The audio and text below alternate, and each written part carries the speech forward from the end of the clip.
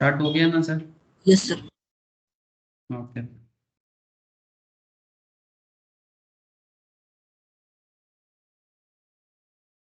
Okay sir, good morning to all of you again. हाँ, तो चलो सर, हम लोग स्टार्ट करते हैं आज का इनकम टैक्स बेसिक्स। ठीक है, तो बेसिकली आज की क्लास में हम लोग इनकम टैक्स बेसिक करेंगे। अच्छा, पहला बात कि सर ये क्या बेसिक्स का क्लास क्या सैटरडे सैटरडे रहने वाला है? नहीं सर, ये तो नॉर्मली बहुत सारे लोगों का मैम का क्लास रहता है इस टाइम में, बट मैम का थोड़ा हेल्थ इश्यूज चल रहा है कि इसलिए मैंने सोचा कि मेरा खाली था मतलब प्रीवियस लेक्चर के बाद मैंने सोचा कि मैम का खाली जा रहा है तो इस टाइम पे अभी करा देता हूँ। लेकिन ये इसका अलग डेट आएगा सर, ठीक है, जो नेक्स्ट वीक से मैं आप लोगों को परमानेंटली दे दूंगा। बस ये बात मैं आपको बोल दिया, बाकी क्या शेड्यूल होने वाला है वो भी मैं आपको बता दूंगा। अच्छा, अब रही बात सर इनकम टैक्स बेसिक्स में, हम लोग एकदम शुरू से इनकम टैक्स को जानेंगे सर। ठीक है, कि इनकम टैक्स क्या है, कहाँ से आया, क्यों ज़रूरी है, और इनकम टैक्स में क्या स्लैब है, क्या रेट है, बेसिक कैलकुलेशन कैसे होता है। ठीक है, जैसे हम लोग का एडवांस टॉपिक में जैसे चल रहा है सर, वहाँ पर हम लोग एक एक करके सारा हेड को पढ़ रहे हैं।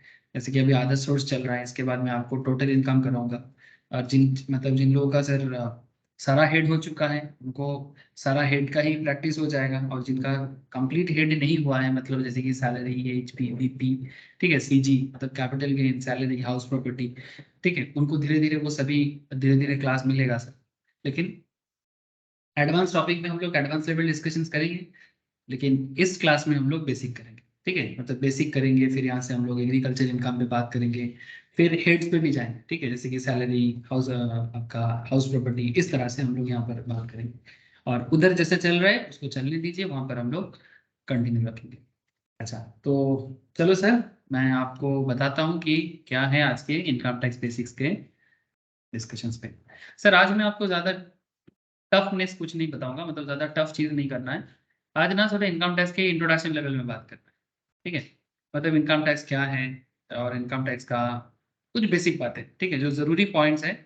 कॉपी पेन रेडी कर लो सर, लिखना पड़ेगा। ठीक है, पेन एंड कॉपी रेडी कर लो, मैं ज़्यादा लिखाता नहीं हूँ, बट जब जब ज़रूरी होता है मैं लिखाऊंगा। तो आज मैं कुछ इंपॉर्टेंट पॉइंट्स आपको इनकम टैक्स के बारे में कॉपी में लिखाऊंगा, जो आप लोग एग्जाम पर्पज में आप लोगों को बहुत हेल्पफुल होने वाला है। ठीक है, चलो सर, जिसमें आपको बेसिक आइडिया भी मिलेगा इनकम टैक्स के बारे में, और साथ में जो भी करंट अपडेशन है इनकम टैक्स का, उसका भी आपको आइडिया लगेगा। ठीक है, मतलब यहाँ से शॉर्ट क्वेश्चंस भी होता है, और कोई भी बिग क्वेश्चन, मतलब कोई भी ब्रॉड क्वेश्चंस करने के लिए, या बाकी चैप्टर्स, मतलब कोई भी चैप्टर करने के लिए ये बेसिक आइडिया जरूरी है। ठीक है, तो चलो सर, स्क्रीन शेयर है क्या, जरा बता दीजिएगा मुझे। Yes sir. ठीक है,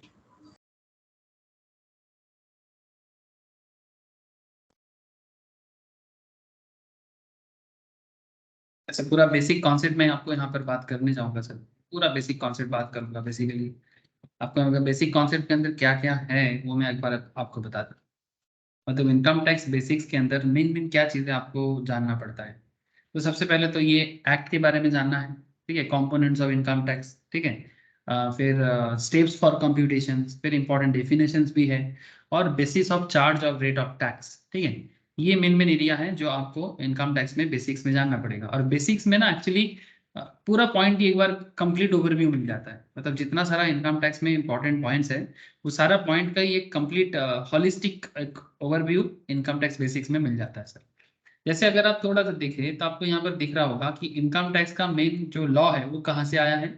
वो आया है सर इनकम टैक्स एक्ट 1961 से। ठीक है, तो इनकम टैक्स एक्ट जो हमारे देश में स्टार्ट हुआ है सर ब्रिटिश लोग जाने के बाद, दैट इज 1961 से इस लॉ को डेवलप किया गया। ठीक है, और उसका एप्लीकेबल भी किया गया। क्यों क्यों जरूरी हो गया सर? सबसे पहले तो आपको ये जानना चाहिए ना, 2 मिनट के लिए इतना मैं बता देता हूँ आपको कि इनकम टैक्स को डेवलप करना इतना जरूरी क्यों हो गया। क्योंकि सर हमारा जो कंट्री है ना, जो इंडिया है हमारा, ये इंडिया इंडिया को चलाना पड़ता है। अब भारत एक इतना बड़ा देश है, उसका इतना ज्यादा जनसंख्या है, मतलब पॉपुलेशन। ठीक है, अब इतना पॉपुलेशन मतलब densely populated country in the world, उसमें इतना ज्यादा पॉपुलेशन का प्रेशर। अब जो भी हो, जिसका कम है उसका कम है, जिसका ज्यादा है उसका ज्यादा है, जिसका मॉडरेट है उसका मॉडरेट है, उसमें हम क्या कर सकते हैं सर। लेकिन बात है कि सर इतना बड़ा देश को ऑपरेट तो करना है ना। तो ऑपरेट करने के लिए इनकम होना जरूरी है। अगर इनकम प्रॉपरली नहीं आएगा तो इतना बड़ा देश को फंक्शन कैसे कराएंगे। पाकिस्तान का हालत देख रहे हैं आप लोग, 22-23 करोड़ पॉपुलेशन लेके भी कैसे हालत में जा रहे हैं सर, ठीक है। मुश्किल का हालत फेस कर रहा है बहुत ही। तो ये बेसिकली बैड इकोनॉमिक पॉलिसी के कारण होता है। और अपने कंट्री के बारे में, कंट्री मैन के बारे में ना सोच के उल्टा सीधा चीज के बारे में सोचने से ये प्रॉब्लम क्रिएट होता है। किसी का भी हो सकता है। कंट्री मैन के बारे में मतलब प्रो पीपल, अगर कंट्री ना मतलब इकोनॉमी ना होना तो मुश्किल है। तो अगर प्रो पीपल इकोनॉमी होना है, मतलब प्रो पीपल मतलब जनगण के साथ, मतलब जो जनता है जनता के हित में काम करना चाहिए। नॉर्मली क्या होता है ना, पॉलिटिशियन लोग अपने अपने हित में काम करते हैं। लेकिन सर पॉलिटिशियन लोग क्या करता है वो मेन बात नहीं है। मेन बात ऐसा है कि पॉलिटिशियन को कैसे करना चाहिए, उसके लिए लीगल रूल्स क्या है। तो इनकम टैक्स एक्ट एक ऐसा एक्ट है जिसमें देश का इनकम को बढ़ाने का एक सोर्स है ये। मैं आपको एक डेटा दिखाता हूँ। ये डेटा से आपको थोड़ा सा आइडिया मिल जाएगा, मैं ज्यादा डिटेल्स में नहीं जाऊंगा। ऐसे तो ये 22-23 का बजट है, और मजा का बात है सर, हम लोग अभी ऐसे मतलब टाइम पे ये बेसिक स्टार्ट किए। अब कुछ ही देर में सर, कुछ ही दिन के अंदर इस साल का भी बजट आ जाएगा। निर्मला सीतारमन जी, हमारे finance minister, current year budget भी पेश करने वाले हैं, तो 23-24 का। हाँ सर बोलो। फर्स्ट ऑफ फेब को। ठीक है, बहुत जल्दी आने वाला है, तो रेडी रहिएगा। बजट में क्या होने वाला है और उसमें टैक्स रिलेटेड मैटर के बारे में गवर्नमेंट क्या डिसीजन लेता है, आप लोगों को एक रिसेंट अपडेशन मिलेगा। अच्छा, क्या जो भी अपडेशन आएगा वो एग्जाम में एप्लीकेबल होगा? नहीं सर, ठीक है। रिसेंट अपडेशन एग्जाम में एप्लीकेबल नहीं होगा, एटलीस्ट मई जून एग्जाम में तो नहीं है, ठीक है। लेकिन नवंबर एग्जाम, दिसंबर एग्जाम के लिए एप्लीकेबल हो जाएगा। ठीक है, जब आएगा तब देखा जाएगा, फिलहाल हम लोग पढ़ाई करते हैं। लेकिन आपको बस इतना बता दूं कि भारत सरकार जो इतना बड़ा देश को चलाते हैं उसके लिए कहाँ से पैसा मिलता है इनको, ठीक है। अब इनका जो सोर्स ऑफ इनकम है इसका एक आइडिया आप फटाफट ले लो। भारत सरकार का जो मेन सोर्स ऑफ इनकम है उसमें 15% कॉर्पोरेट टैक्स है, 15% इनकम टैक्स है। आप देख सकते हो ये 2022-23 के हिसाब से गवर्नमेंट अगर 100 रुपीज इनकम करते हैं, point to be noted sir, अगर government of India 100 rupees income करते हैं तो उसमें 15% इनकम टैक्स से कमाते हैं। आई थिंक ये बात चलो ऑलरेडी जीएसटी करते हैं या फिर पहले भी टैक्स क्लास में मैंने डिस्कस किया। डोंट वरी, जो लोग पहले किया है उनका रिपीट टेलीकास्ट है, बट जो लोग पहले नहीं किया वो तो पहली बार सुन रहा होगा, कोई बात नहीं सर। तो इनकम टैक्स से आप इतना समझ सकते हो कि अगर गवर्नमेंट 100 रुपीज इनकम करता है तो करेंट डेट में 15% कमाते हैं। लेकिन इसका भी एक आपको गजब डेटा देता हूं मैं सर, एक गजब डेटा है सर। ये जो 15% है ना, ये सिर्फ भारत का 4% लोगों का इनकम टैक्स है। हार्डली हार्डली 4 to 5% लोग भारत में टैक्स पे करते हैं गवर्नमेंट ऑफ इंडिया के घर में। मतलब आउट ऑफ 140 करोड़ पॉपुलेशन, अगर वर्किंग क्लास मतलब जो लोग इनकम करते हैं, ऐसा जनसंख्या ऑलमोस्ट मतलब 70 to 80 करोड़ है ना। भारत का यूथ, इंडिया दुनिया का सबसे यूथ कंट्री है, पता है आपको। इस कंट्री में 65% यूथ है। अब 100 में से 65% यूथ है, मतलब 18 to 45 का जनसंख्या, from 18 years age to 45 years, ऐसे गैप में सबसे ज्यादा लोग हैं। मतलब ऑलमोस्ट 65% के आसपास, 60 to 65। अब इसमें से मैं इतना मान लेता हूं कि जो 24, 25 से 65 वाले लोग काम करते हैं, तो इसका भी संख्या कुछ कम नहीं है, करीब करीब 50 करोड़ तो हो ही जाएगा। अब 50 करोड़ लोग काम करते हैं, मतलब इनकम करते हैं, तो उसमें सिर्फ 4% लोग ही टैक्स भरते हैं। मतलब आप हिसाब लगा लो कि कितना लोग टैक्स भरता है। मतलब जस्ट एक आइडिया आपको दे, टोटल पॉपुलेशन का 4% लोग ही इनकम टैक्स भरते हैं। उसमें से भारत सरकार जितना ही इनकम करता है, अगर गवर्नमेंट 100 रुपीज कमाते हैं, उसका भी डेटा आपको मिल जाएगा बजट में। इस बार भी बजट आएगा ना, गवर्नमेंट ऑफ इंडिया के साइड से बजट निकाल के देख लेना कि गवर्नमेंट कहाँ कहाँ से कितना रिसीव करता है और कितना खर्चा करता है, आपको एक अच्छा आइडिया लग जाएगा। लेकिन मेन बात जो मैं बोल रहा हूँ कि ये देखो यहाँ पर पूरा का पूरा डिटेल्स है। लेकिन इतना समझ लो कि अगर 100 कमाता है तो 15% इनकम टैक्स से कमाते हैं, 15% कॉर्पोरेट टैक्स से कमाते हैं, 5% कस्टम टैक्स से कमाते हैं, 7% यूनियन एक्साइज से कमाते हैं, जीएसटी से 16% कमाता है। ये हो गया टैक्स रिलेटेड रेवेन्यू। बाकी नॉन टैक्स से 5%, नॉन डेब्ट कैपिटल रिसीव वगैरह से 2%, और सबसे ज्यादा अगर गवर्नमेंट को कहीं से पैसा मिलता है तो वो है लोन, ठीक है। ये विदेशी लोन या फॉरेन लोन, वर्ल्ड बैंक का, आईएमएफ का, ठीक है, इस तरह का लोन से भी गवर्नमेंट को अच्छा खासा इनकम होता है सर, ठीक है, ऑलमोस्ट 35%। लेकिन ये सिर्फ इनकम नहीं है, ये इनकम के साथ साथ लाइबिलिटी भी क्रिएट करता है, क्योंकि बोरोइंग है ना, बोरोइंग, ये बोरोइंग जितना कम हो उतना अच्छा है। लेकिन करेंटली इंडिया ऐसे फेज से गुजर रहा है कि भारत को इतना बोरो करना पड़ता है, ठीक है। ऐसे नॉर्मली डेवलपिंग नेशंस का ऐसा बोरोइंग तो है सर। पाकिस्तान का भी वैसे ही प्रॉब्लम है ना, कि इतना ज्यादा बोरो हो गया उसका, आईएमएफ उसको फर्दर लोन नहीं देना चाहती क्योंकि वो रीपे नहीं करता प्रॉपरली। ये चक्कर है। रिसेंटली स्विट्जरलैंड गया था पाकिस्तान का प्राइम मिनिस्टर, ठीक है, जेनीवा में, ठीक है, वहां पर भी कुछ अगर लोन वगैरह मिल जाए, कुछ हेल्प हो जाए। जैसे श्रीलंका का भी हालत बहुत खराब था। श्रीलंकन गवर्नमेंट ने कल ही पोस्ट किया है, एक लेटर भेजा इंडियन गवर्नमेंट को, चाइनीज गवर्नमेंट को, कि उनका जो डेब्ट है, डेब्ट का जो इंटरेस्ट है उसको छोड़ दिया जाए, एग्जेम्प्ट किया जाए, क्योंकि श्रीलंका का हालत भी अच्छा नहीं है। जो भी हो sir, I hope you understand कि एक देश का फाइनेंस को संभालना, उस देश का टैक्स सिस्टम को संभालना कितना क्रिटिकल मैटर होता है, और उसका इफेक्ट आप लोग थोड़ा सा आंख घुमा के देखोगे तो आपको देखने को मिलेगा। तो फिलहाल हम लोग इसी चक्कर में ये इनकम टैक्स पढ़ेंगे, और हमारे जो एग्जाम है उसके लिए भी हम लोग पढ़ेंगे कि इनकम टैक्स के बारे में डिटेल्स में जानना है। चलो सर, थैंक यू, आप लोग अच्छे से सुना इस पॉइंट को। अब हम लोग सर इसके बारे में कुछ इंपॉर्टेंट बात इनकम टैक्स के बारे में लिखना स्टार्ट करते हैं, ठीक है। अच्छा, क्या क्या बात करना है वो भी बता देता हूँ। इनकम टैक्स में इनकम टैक्स एक्ट के बारे में तो बात करना ही है, but not just income tax act. Income tax के बारे में इनकम टैक्स एक्ट को छोड़ के फाइनेंस एक्ट या एनुअल फाइनेंस एक्ट, मतलब जो हर साल इंडिया गवर्नमेंट या फाइनेंस एक्ट आता है, ठीक है, मतलब हर साल जो बजट आता है ना सर, ये जो मैं आपको बजट दिखा रहा था, ये बजट किस तहत आता है और इसको कहाँ लिखा जाता है, ये फाइनेंस एक्ट के तहत आता है, ठीक है। आप इसके बारे में गो थ्रू कर सकते हो, ये गवर्नमेंट ऑफ इंडिया के साइट से ही लिया गया। और ये जो डेटा मैं आपको बता रहा हूँ ना, ये फाइनेंस एक्ट के तहत every year government of India budget पेश करता है, और रुपी कहाँ से आएगा और कहाँ रुपी को खर्चा करना है, इसके बारे में गवर्नमेंट क्लियरली बताता है, ठीक है। कि जैसे भारत सरकार जो इनकम करेगा उसका खर्चा कहाँ लगता है, सेंट्रल गवर्नमेंट की स्कीम में, इंटरेस्ट पेमेंट में सबसे ज्यादा। जैसे आपने देखा ना, 35% अगर लोन लेके कमाते हैं, तो 20%, अगर 100 रुपीज इनकम करता है गवर्नमेंट ना, तो 20% तो इंटरेस्ट पे करने में चला जाता है। बाकी पेंशन है, सेंट्रल गवर्नमेंट का स्कीम है, डिफेंस सेक्टर में खर्चा है, स्टेट गवर्नमेंट को भी बहुत ज्यादा अमाउंट देना पड़ता है, स्टेट गवर्नमेंट का जो टैक्सेस का शेयर है, ठीक है। सब्सिडी, मतलब जो गवर्नमेंट ऑफ इंडिया का सब्सिडी चलता है, जैसे एलपीजी वगैरह में, पेट्रोल में, डीजल वगैरह में, सब्सिडी में भी काफी पैसा खर्चा होता है, करीब 100 में 8%, और कुछ आपका फाइनेंस कमीशन अदर ट्रांसफर में 10%। अब मैं ये सब बात में अभी ज्यादा डिटेल्स में नहीं जाना चाहता, बट आपको बस इतना कहना चाहता कि ये जो कुछ भी मैं आपको बोल रहा हूँ ना, ये सब फाइनेंशियल एक्ट में एवरी ईयर एनुअल बजट में आता है सर, ठीक है। इसका हिंदी में भी इंग्लिश में भी आपको डेटा मिलेगा, आप गो थ्रू कर सकते हैं फॉर दी अंडरस्टैंडिंग कि रियल लाइफ में सिनारियो देखने में कैसा होता है, ठीक है। अब ज्यादा नहीं बोलूंगा सर, क्योंकि इतना ज्यादा बोलेंगे तो फिर इनकम टैक्स बुरा मान जाएगा, ठीक है। तो ये एनुअल फाइनेंस एक्ट, ये भी इनकम टैक्स लॉ का कंपोनेंट के अंदर आता है।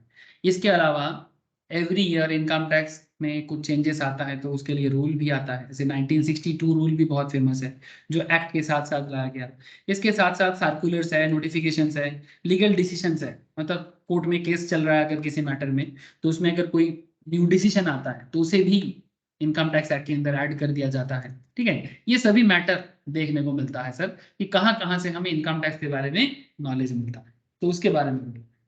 सेकेंडली, हमें बेसिक्स में और क्या जानना है, कि इनकम टैक्स में हम लोग इनकम कैलकुलेट करते हैं, है ना, इनकम कैलकुलेट करके उसके ऊपर सरकार के घर में टैक्स जमा करते हैं। बड़ा सिंपल बात है ना सर, कि इनकम कैलकुलेट करो और गवर्नमेंट के घर में टैक्स जमा करो, तो इतना सिंपल है, तो फिर इतना झमेला क्यों कर रहे हैं। जैसे देखो, इनकम कैलकुलेट करने बोल रहा है, तो सबसे पहले आपको ना रेसिडेंशियल स्टेटस कैलकुलेट करने बोल रहा है, कि first calculate the residential status, determination of residential status. अब किसका रेसिडेंशियल स्टेटस है, मतलब सर जो भी बंदा इंडिया से कमाता है उसका रेसिडेंशियल स्टेटस। अभी रेसिडेंशियल स्टेटस कैलकुलेट करके क्या मिलेगा, रेसिडेंशियल स्टेटस कैलकुलेट करके उस बंदे का इंडिया में रेसिडेंशियल स्टेटस कैलकुलेट होगा। मतलब कि आप भारत के हो या नहीं सर, भारत का होने के लिए तो भारत का सिटीजन होने से ही हो जाएगा, नहीं सर। इनकम टैक्स के लिए सिटीजनशिप से भी इंपॉर्टेंट है रेसिडेंशियल मैटर। आप भारत के सिटीजन हो या ना हो उतना फर्क नहीं पड़ता, लेकिन आप भारत के रेसिडेंट होगी नहीं, ये फर्क पड़ता है। क्या विदेशी भी रेसिडेंट बन सकता है, अरे सर बिल्कुल बन सकता है। मतलब अगर वो विदेशी हैं, भारत से कमाते हैं, तो उसका रेसिडेंशियल स्टेटस भी हम लोग कैलकुलेट करके देख सकते हैं कि वो पर्टिकुलर ईयर में भारत का रेसिडेंट बन पा रहे कि नहीं बन पा रहे। अब ये अलग बातें हैं, मैं जब रेसिडेंशियल स्टेटस चैप्टर में आऊंगा ना, बेसिक्स का ही पार्ट है सर, ठीक है। आई थिंक अगला 2-3 क्लास में पहुंच जाऊंगा रेसिडेंशियल स्टेटस में, तब आपको मैं रेसिडेंशियल स्टेटस में डिटेल्स में बताऊंगा कि क्या क्या होता है रेसिडेंशियल स्टेटस में। इसके अलावा हमें यहाँ पर classification of income under different heads, different head मतलब वही 5 हेड, जैसे रावण का 10 माथा सिग्निफाई किया गया ना सर, वैसा ही इनकम टैक्स भी 5 माथा सिग्निफाई किया गया। सिग्निफिकेशन मतलब समझते हो, ऐसे रावण का सच में क्या 10 माथा था? नहीं सर, वो तो सिंबॉलिक है, ठीक है। सिंबॉलिक मतलब वो एक इंसान के अंदर जो भी क्रोध, लोभ, मोह, माया ये सब रहता है, उसको सिंबॉलिज्म करके 10 हेड्स दिखाया गया है, ठीक है, फॉर दी आम आदमी के अंडरस्टैंडिंग के लिए, ठीक है। आम आदमी इतना थोड़ी ना समझेगा, तो उसको एक स्टोरी टेलिंग वे में समझाने के लिए रावण का कॉन्सेप्ट को समझाया गया।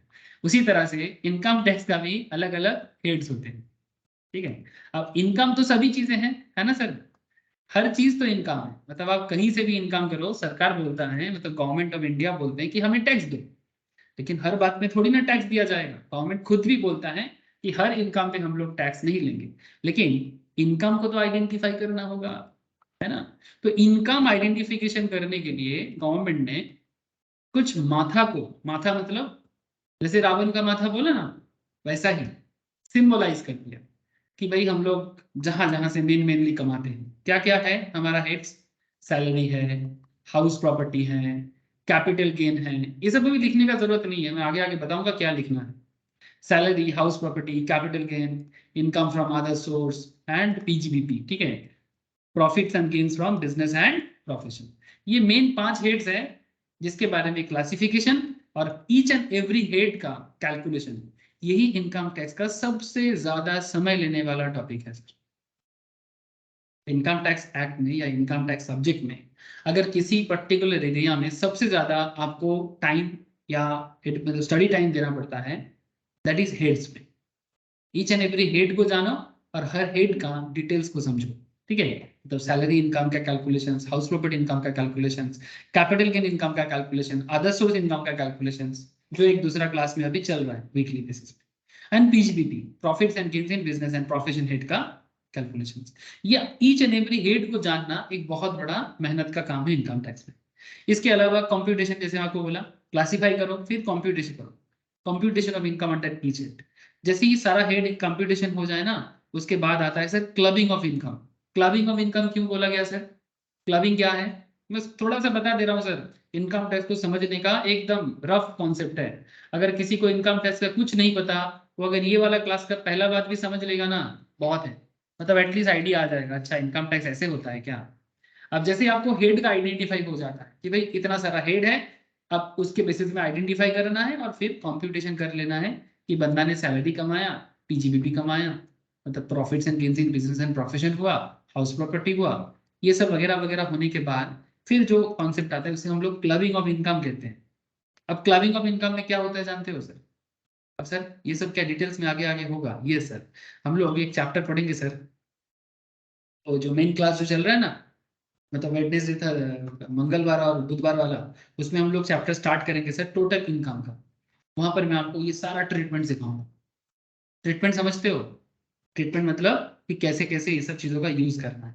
जैसे क्लबिंग ऑफ इनकम क्या होता है, स्पाउस, माइनर चाइल्ड एटसेट्रा, मतलब क्या होता है ना, कहीं कभार क्या देखा जाता है, ऐसा बहुत आजकल देखा जाता है कि मानो कि मिस्टर कोई कोई मिस्टर इनकम कर रहा है, समथिंग मिस्टर एक्स खुद इनकम करके अपना इनकम टैक्स को कम करने के लिए अपने वाइफ के नाम पे कुछ इनकम दिखा दे रहे। मानो मिस्टर एक्स ने इनकम किया 12 लाख का, ठीक है, बता रहे कि 3 लाख वाइफ के नाम पे दिखा दो। लेकिन सर हमारे देश में 3 लाख तक कमाने से ना एक्चुअल में कोई टैक्स ही नहीं देना पड़ता।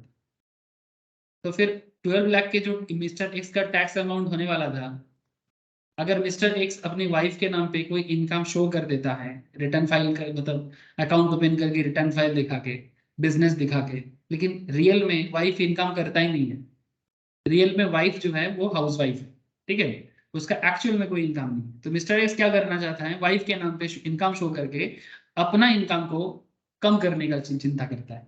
तो 12 लाख में जो टैक्स लाइबिलिटी होगा, 3 लाख पे हट जाने के बाद अभी 9 लाख पे टैक्स लाइबिलिटी आएगा, तो अच्छा खासा अमाउंट बच जाता है सर।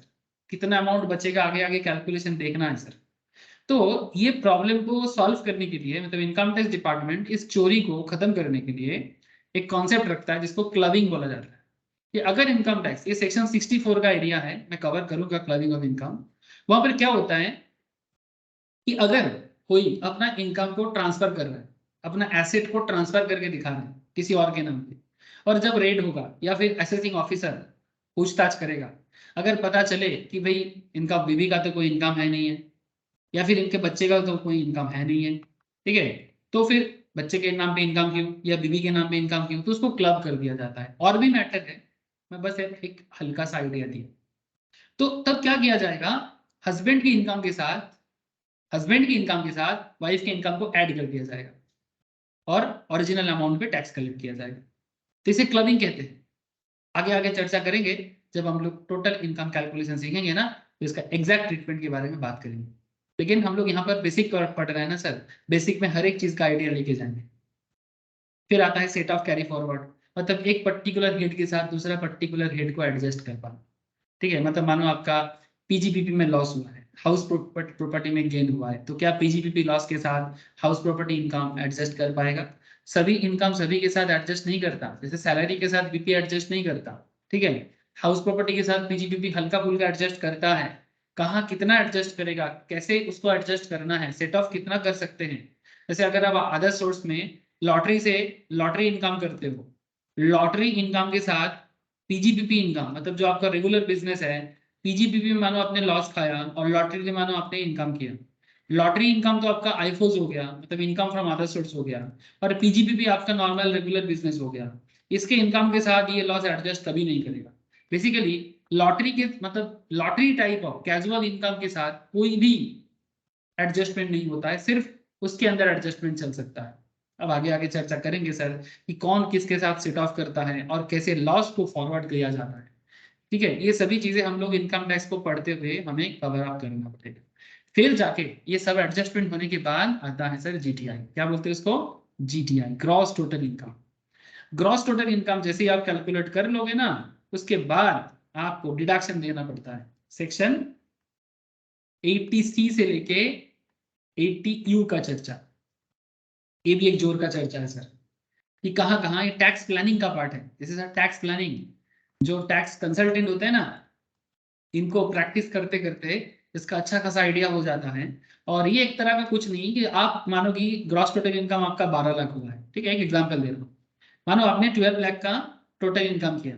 अब 12 लाख इनकम आपने किया और आप टैक्स कंसल्टेंट के पास गए, तो आप बोल रहे हो कि कुछ कम नहीं हो सकता। तो टैक्स कंसल्टेंट आपको पूछता है कि सर क्या आपने कुछ फैमिली के लिए किया है क्या? फैमिली के लिए मतलब एक सिंपल एग्जांपल ले रहा हूँ 80C का, कि फैमिली के लिए क्या आपने इंश्योरेंस प्रीमियम भरा या खुद के लिए? तो अगर आपने मैक्सिमम 1.5 लाख तक का भी प्रीमियम भर के रखा, तो आप 1.5 लाख तक का एग्जेम्प्टेड ले सकते हो मैक्स टू मैक्स। ठीक है, और भी है, मैं ज्यादा डिटेल्स में अभी नहीं जा रहा हूँ क्योंकि डिडक्शन चैप्टर में बाकी बात करेंगे। तो 12 लाख अगर आपका जीटीआई बनता है, और अगर आप इनकम टैक्स मतलब अपनी फैमिली के लिए कुछ इंश्योरेंस प्रीमियम वगैरह भरते हो, ठीक है, या कोई मेडिकल इंश्योरेंस प्रीमियम भरते हो, हेल्थ इंश्योरेंस भरते हो, तो उसमें आपको छूट मिलता है। ठीक है, या कोई गवर्नमेंट को डोनेट करते हो, कोई रिलीफ फंड में पैसा देते हो, कोई चैरिटेबल ट्रस्ट को पैसा देते हो, कोई डिसेबल डिपेंडेंट को मतलब बेसिकली मेंटेन करते हो, डिसेबल मतलब कोई हैंडीकैप है आपके फैमिली में, उसका दवाई का खर्चा चलाते हो, ये सब सेक्शन वाइज आगे आगे चर्चा करूंगा सर आपके साथ। तो वो सब ना छूट मिल जाता है। लिमिट है, ऐसा नहीं कि अनलिमिटेड, लिमिट है। तो आप उतना खर्चा को माइनस करके अपना टैक्स कैलकुलेशन कंप्यूट कर सकते हो। तो आपका मिल जाएगा कंप्यूटेशन ऑफ टोटल इनकम। और जैसे ही टोटल इनकम कंप्यूट हो जाएगा, फिर आपको टैक्स लायबिलिटी पे करना पड़ेगा।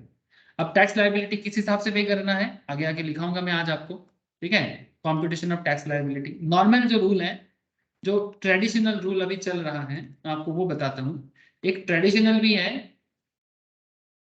और एक सेक्शन 115 बीएसी बोल के एक कॉन्सेप्ट है सर, उसमें एक न्यू टैक्स रेट भी है। ठीक है, दोनों चलता है, जिसको जिसमें सुविधा है वो रेट वो ले सकता है। लेकिन एक बार एक पर्टिकुलर कॉन्सेप्ट के साथ अगर आप जुड़ जाते हो, तो दूसरे कॉन्सेप्ट में अगला 3 साल तक आप चेंज नहीं कर सकते।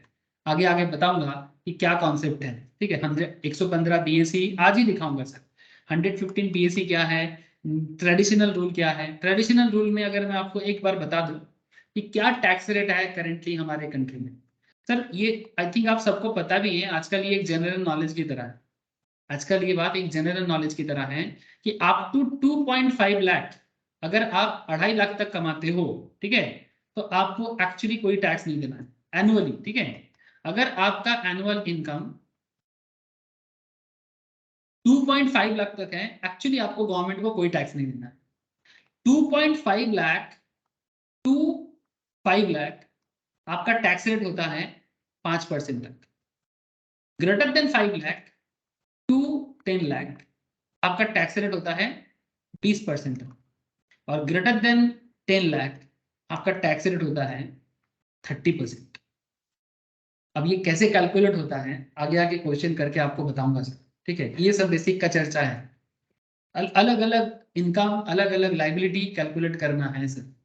अच्छा, क्या अगर किसी का इनकम 10 लाख के ऊपर हो तो 30%? नहीं सर, इसके साथ और भी जुड़ा हुआ मैटर है। जैसे अगर मानो किसी का इनकम 50 लाख क्रॉस कर जाता है तो उससे गवर्नमेंट ना एक्स्ट्रा टैक्स लेता है। एक्स्ट्रा टैक्स 50 लाख क्रॉस कर गया, या ग्रेटर देन 1 करोड़ हो गया, या ग्रेटर देन 2.5 करोड़ हो गया, या ग्रेटर देन 5 करोड़ हो गया। हाँ बोलो sir. Surcharge. Thank you sir, very good, good word. ठीक है, मैं जिसको एक्स्ट्रा टैक्स बोला उसको पॉपुलरली सरचार्ज कहा जाता है। थैंक यू, ठीक है। अब ये सब रूल है। और भी एक चीज कॉन्सेप्ट है कि अगर किसी का इनकम लो लेवल में है, अगर किसी का इनकम 5 लाख तक के अंदर आता है ना, तो गवर्नमेंट उसको 12,500 तक का रिबेट देता है। क्या देता है सर? रिबेट देता है। लिखा होगा सर, यही सब बात करूंगा आपके साथ आगे में, ठीक है, कि किस तरह से टैक्स लायबिलिटी कैलकुलेट करना है, इसका बेसिक बेसिक जो कॉन्सेप्ट है वो मैं आपको आज लिखा के दूंगा, ठीक है। ये सब मत लिखो अभी, ये तो जस्ट मैं चर्चा कर रहा हूँ आपके साथ, एक जस्ट आइडिया, कहानी सुना रहा हूँ मैं आपको। कहानी समझ में आ रहा है कि नहीं आ रहा है? हेलो, देखो सर, कहते हैं, पुराने जमाने में कहता था कि कोई भी बात पढ़ने से अच्छा है सुन लो, ठीक है, और सुनने से भी अच्छा है देख लो। हाँ, इसको बंगाली में ऐसे बोलता है कि पढ़ार থেকে শোনা ভালো, শোনার থেকে দেখা ভালো। मतलब समझ में आ रहा है सर? ऐसे कहते हैं कि अगर आपको कभी भी अपने देश के बारे में, अपने समाज के बारे में कहीं किताब से पढ़ रहे हो, मानो आप बुक्स पढ़ते हो, बुक्स पढ़ के आपको उतना समझ नहीं आएगा जितना आपको बड़े बुजुर्ग से सुनने से मजा आएगा। जैसे अगर कभी आप लोग दादा दादा दादी से या नाना नानी से कहानी सुने हो बचपन में, या अभी भी सुनते हो, तो मेरे हिसाब से उससे बेहतरीन याद रखने वाला स्टोरी और कोई नहीं होता। ये मेरा मानना है।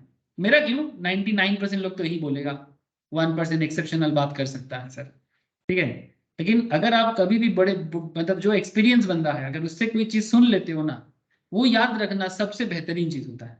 और उससे भी बेहतरीन चीज होता है जो आपने सुना, उसको अगर आप प्रैक्टिकली अगर कभी देख लिया ना, तब तो कभी नहीं भूलोगे, ठीक है।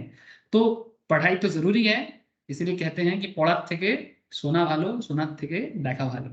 याद रखना सर, ठीक है। ये मैं आपको बंगाली एक मुहावरा बोल दिया, कोई बात नहीं, जस्ट फॉर द अंडरस्टैंडिंग।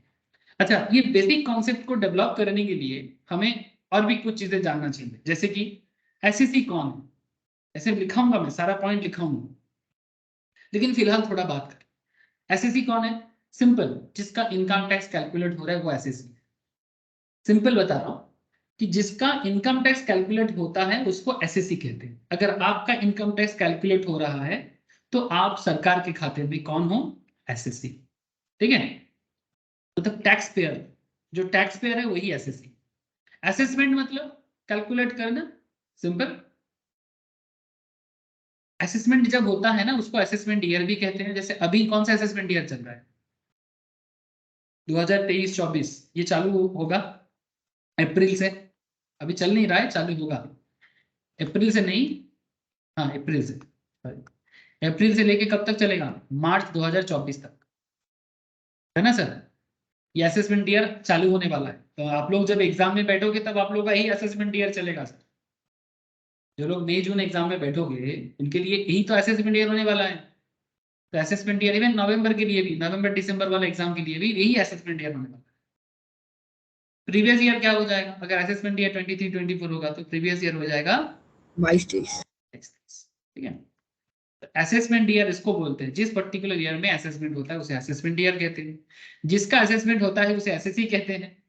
ठीक है, लेकिन एसएससी का भी ना अलग अलग नाम है। अब ये अलग नाम को पर्सन कहते हैं। पर्सन मतलब नॉर्मली इंग्लिश वाला पर्सन क्या होता है? पर्सन मतलब हम लोग किसी व्यक्ति विशेष को पर्सन कहते हैं, है ना? ये पर्टिकुलर पर्सन, हाँ, दैट पर्सन, दोज पर्सन, ऐसे हम लोग इंग्लिश लैंग्वेज में पढ़ते हैं। लेकिन इनकम टैक्स इस पर्सन को थोड़ा बड़ा लेवल में बात करता है। यहाँ पर पर्सन का मतलब सिर्फ इंडिविजुअल नहीं होता सर, ये बियॉन्ड इंडिविजुअल होता है। इसमें इंडिविजुअल है, इसमें एचयूएफ है, मतलब हिंदू अनडिवाइडेड फैमिली, बताऊंगा आगे आगे इनके बारे में मुझे बताना पड़ेगा। एचयूएफ कौन है सर? कंपनी के बारे में बताना होगा, मतलब इनकम टैक्स कंपनी को क्या सोचता है? पर्सन ही सोचता है, बट कैसा है, उसका कैरेक्टर क्या है, उसका टैक्स लायबिलिटी क्या है। इंडिविजुअल कौन है, उसका क्या क्या टैक्स लायबिलिटी है, उसका एज ग्रुप के बारे में बताता है। एचयूएफ के बारे में बताना होता है। हिंदू अनडिवाइडेड फैमिली किसको बोलते हैं, और हिंदू वर्ड ही क्यों यूज किया गया? ठीक है सर, हिंदुस्तान में है तो हिंदू वर्ड तो यूज करेगा। हाँ सर, बिल्कुल हिंदुस्तान का बात है, लेकिन इसके पीछे एक पुराना सोच है। आगे बताऊंगा। कंपनी क्या है, पार्टनरशिप क्या है, उसका टैक्स लायबिलिटी क्या है, कोऑपरेटिव सोसाइटी क्या है, उसका टैक्स लायबिलिटी क्या है, एओपी कौन है, बीओआई कौन है, आर्टिफिशियल जुरिडिकल पर्सन कौन है, लोकल अथॉरिटी कौन है, उनका टैक्स लायबिलिटी क्या है, सरकार किससे किससे टैक्स लेता है, क्या रेट लगाता है। ये सभी बातें पर्सन के अंदर बात करना पड़ेगा सर। डोंट वरी, सब बताऊंगा, नोट्स भी प्रोवाइड करूंगा और लिखाऊंगा भी।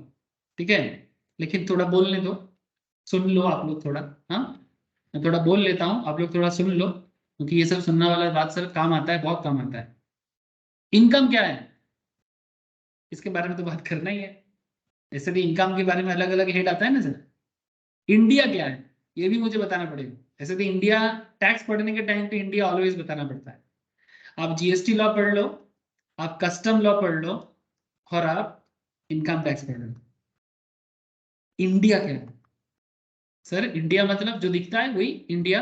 नहीं सर, इट्स बियॉन्ड दैट। हमारे दिमाग में इंडिया के बारे में जो नॉलेज है, टैक्स लॉ में इंडिया का कॉन्सेप्ट उससे भी बड़ा है। ऐसे India extends to 12 nautical miles, मतलब भारत के समुद्री छोर से, किसी भी समुद्र किनारे खड़े हो जाओ भारत का, वहां से 12 नॉटिकल माइल तक भारत है सर। उसका आसमान भी भारत का, उसका मिट्टी भी भारत का, उसका समुंदर भी भारत का, समुद्र का पानी भी भारत का, समुद्र के नीचे का हिस्सा भी भारत का।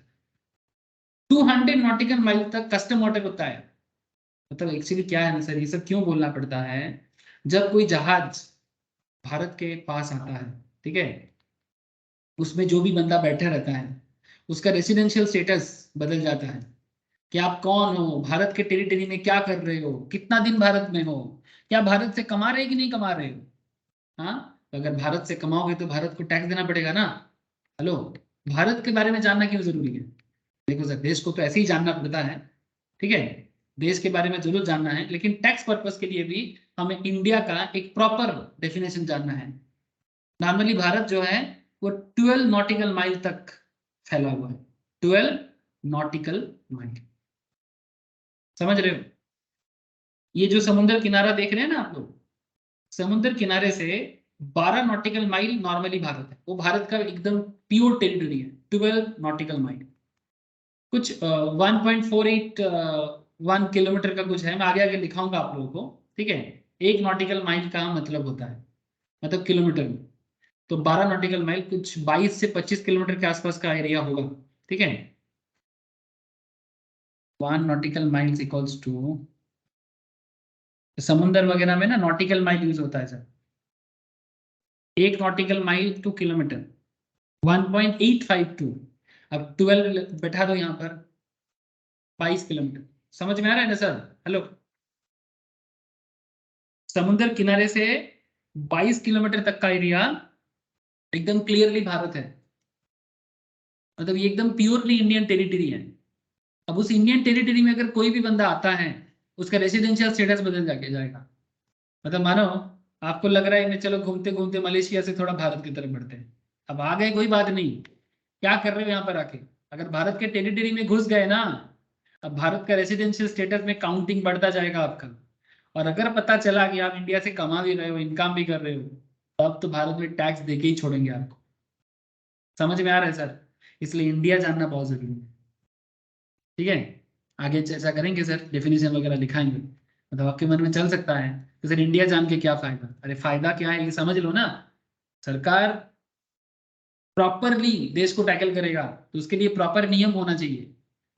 ठीक है, ऐसे पुराने जमाने में अगर भारत क्या है, अगर कभी आप वेदों में पढ़ोगे ना, जो आज से शायद 10,000 साल पुराना बात है, उसमें भारत के बारे में लिखा गया था कि उत्तर में, नॉर्थ में हिमालय, ठीक है, मतलब ये हिमालयन रीजन था, ये जो रीजन है ये हिमालयन रीजन है। ठीक है, उत्तर में हिमालय और दक्षिण में समुंदर, ठीक है, सी।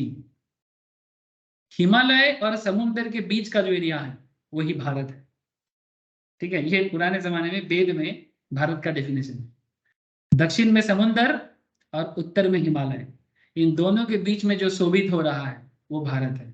मतलब सर ये अफगानिस्तान से लेके, ठीक है, ये ऑलमोस्ट म्यांमार तक का एरिया भारत कहलाता है। म्यांमार को लेके थोड़ा कंफ्यूजन हो सकता है किसी किसी के मन में, बट ये ब्रह्मदेश कहा जाता है अगर किसी को नॉलेज है तो। ठीक है, तो ये वेदों में भारत का डेफिनेशन दिया हुआ है। ठीक है, तो ये भारत का टेरिटरी को पुराने जमाने में बताया गया, लेकिन न्यू एरिया मतलब आज के डेट में भारत का टेरिटरी के बारे में टैक्स लॉ भी क्लियरली आपको बताते हैं कि भारत क्या है। ठीक है, तो ये आगे आगे बात करेंगे सर।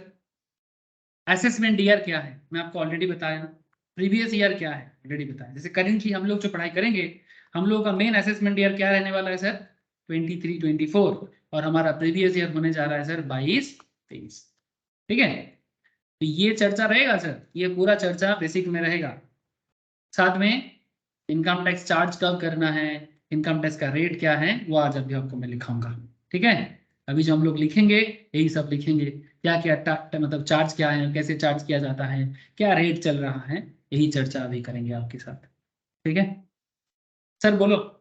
एक एक एक आइडिया मिल रहा है सर कि इनकम टैक्स क्या है, क्यों पढ़ना है, कैसे पढ़ना है, क्या क्या चीज पढ़ना है? प्लीज थोड़ा हाँ ना बताइएगा सर। কিরে বোঝা Yes, sir. যাচ্ছে? Yes, sir. Yes, sir. Okay, thank you sir. चलो, अब जो मैं आपको बोल रहा था कि सर थोड़ा लिखना है, चलो स्टार्ट करें। कॉपी पेन ले लो सर। इनकम टैक्स, ठीक है, अब इसमें कुछ बेसिक बातें लिखते हैं, ठीक है, जो काफी इंपॉर्टेंट है। जैसे ये जो वर्ड है ना सर, टैक्स, ध्यान देना, ये जो वर्ड है टैक्स, ये वर्ड का मतलब क्या है? तो ये टैक्स वर्ड जो है ना, ये एक इटालियन वर्ड है। क्या वर्ड है सर? Italian word. इसका मतलब है सर चार्ज। ठीक है, कैसे घुमा फिरा के बात कर रहे हैं, इनकम चार्ज ही बोल देते, टैक्स क्यों बोला? अब क्या करें सर, इंग्लिश लैंग्वेज है, कहाँ कहाँ से क्या लेके आया है, पढ़ना पड़ता है हम लोगों को। तो इनकम टैक्स, टैक्स वर्ड जो है इटालियन वर्ड चार्ज से आया है। चार्ज का मतलब क्या है? अब इंग्लिश में चार्ज का क्या मतलब बोला है? इंग्लिश में चार्ज का मतलब है, जैसे देखना पुलिस, हम लोग ये बात करते हैं, अरे देखो ना फालतू में चार्ज कर लिया, है ना, मतलब पुलिस कहीं पर पकड़ा है तो जबरदस्ती चार्ज कर लिया, बहुत चार्ज है, ठीक है, तो इट्स लाइक ऐसा वर्ड हम लोग नॉर्मल जिंदगी में भी बात करते हैं सर, है ना। तो चार्ज का मतलब ही हो जाता है compulsory exaction of money under any law. किसी भी लॉ में रह के, किसी भी नियम में रह के, अगर हम पब्लिक से टैक्स चार्ज करते हैं, कौन करते हैं? हम मतलब कौन? हम नहीं, government. Compulsory exaction of money under any law, law में रह के जब किसी भी कंट्री के तरफ से उसके सिटीजन से टैक्स लिया जाता है ना, तो उसे टैक्स कहते हैं। तो compulsory exaction of money under any law, ठीक है, लॉ में रह के आपको टैक्स लेना पड़ेगा, तब जाके वो टैक्स होता है। ठीक है, तो ये हो गया चार्ज या टैक्स का मतलब, ये हो गया टैक्स या चार्ज का मतलब। इसमें आप ये भी थोड़ा लिख सकते हो। अच्छा मैं आगे आगे लिखाता हूँ, पहले थोड़ा बेसिक लिख दूँ, ठीक है। या फिर आप इसमें थोड़ा और जोड़ सकते हो, इनकम टैक्स जोड़ दो sir. Income tax is the most significant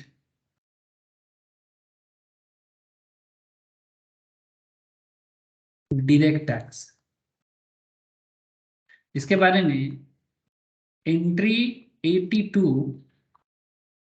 union list में इसके बारे में बोला है। मतलब जो हमारा संविधान है, संविधान में जो लिस्ट होता है ना sir, concurrent list, state list, union list, उसका जो यूनियन लिस्ट है उसके अंदर एंट्री 82 के अंदर, बहुत इंपॉर्टेंट पॉइंट है, ठीक है, एग्जाम में सवाल करता है sir.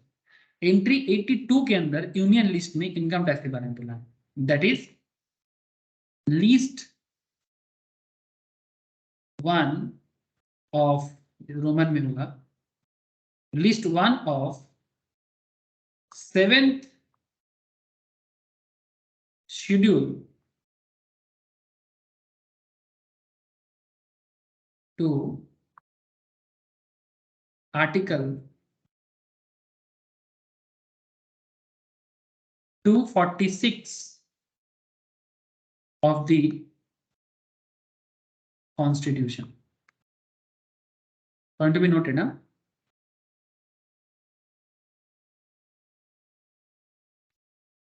Constitution of India has given the power, given the power to parliament. ये पार्लियामेंट को पावर देता है टू मेक, क्या पावर दे रहा है sir? To make laws on taxes, tax के ऊपर लॉ बनाओ on income other than agriculture income.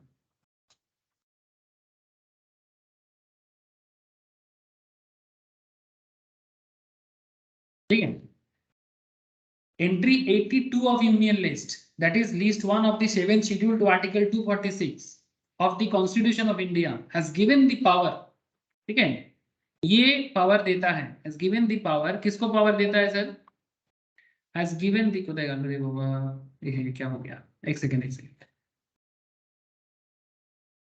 हाँ, has given the power of the 246 of the Constitution of India has given the power to Parliament to make laws on taxes on income other than agricultural income.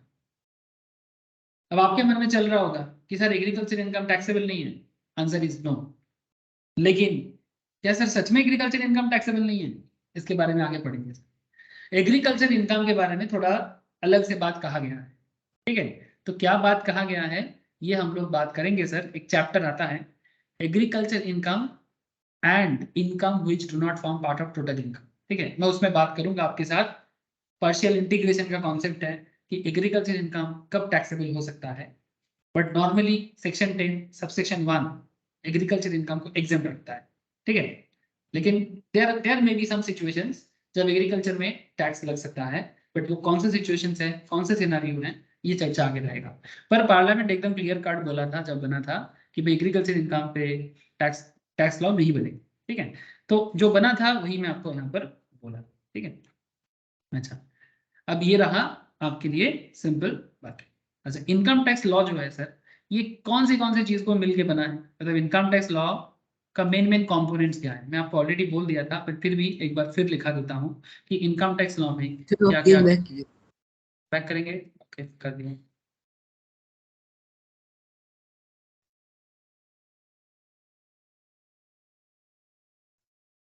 Yes sir, हो गया। हो गया, okay sir, चलो। अब एक special point लिखो sir, taxes in India, ठीक है। मतलब डायरेक्ट एंड इनडायरेक्ट। हमारे देश में दो तरह का टैक्स सिस्टम चलता है, एक डायरेक्ट टैक्स सिस्टम और एक इनडायरेक्ट टैक्स सिस्टम। एंड आप लोगों को बहुत अच्छी तरह से पता है, भाली भांति आप लोग जानते हो कि इनडायरेक्ट टैक्स में क्या है। इनडायरेक्ट टैक्स में जीएसटी आता है, कस्टम्स आता है, ठीक है। और डायरेक्ट टैक्स में सिर्फ और सिर्फ इनकम टैक्स आता है। और भी था सर, वेल्थ टैक्स वगैरह हुआ करता था, तो वो सब चीजों को डिमोलिश कर दिया गया। अभी अभी सिर्फ और सिर्फ डायरेक्ट टैक्स में इनकम टैक्स बचा हुआ है। तो ये जो इतना सारा टैक्स सिस्टम है, इसको अगर मैं थोड़ा सा अलग करूं तो क्या क्या टैक्सेस इन इंडिया हो हमारे लिए बचेगा, मैं जस्ट आपको एक बार दिखा देता हूं। जैसे सेंट्रल एक्साइज, ठीक है, सेंट्रल एक्साइज एक्ट, ये आपका 1944 का एक्ट, 1944 का एक्ट था। सेंट्रल एक्साइज जो बेसिकली किस पे लगता था जानते हो सर? ये मेनली लगता था मैन्युफैक्चरिंग, ये जीएसटी में भी ये नोट्स काम आ जाएगा sir, don't worry, manufacturing of excisable goods. But आजकल इतना जरूरी नहीं हुआ बिकॉज सब जीएसटी आ गया सर। बट फिर भी मैं आपको थोड़ा सा आइडिया दे रहा हूँ कि थोड़ा सा इतिहास तो जान लो कि सेंट्रल एक्साइज 1944 में आया था, सेंट्रल एक्साइज एक्ट। इसके साथ आया था सर सेंट्रल कस्टम एक्ट आया था 1962 में, जो अभी भी है, सेंट्रल कस्टम एक्ट 1962। ये मेनली किस पे लगता था? इंपोर्ट एक्सपोर्ट में लगता था।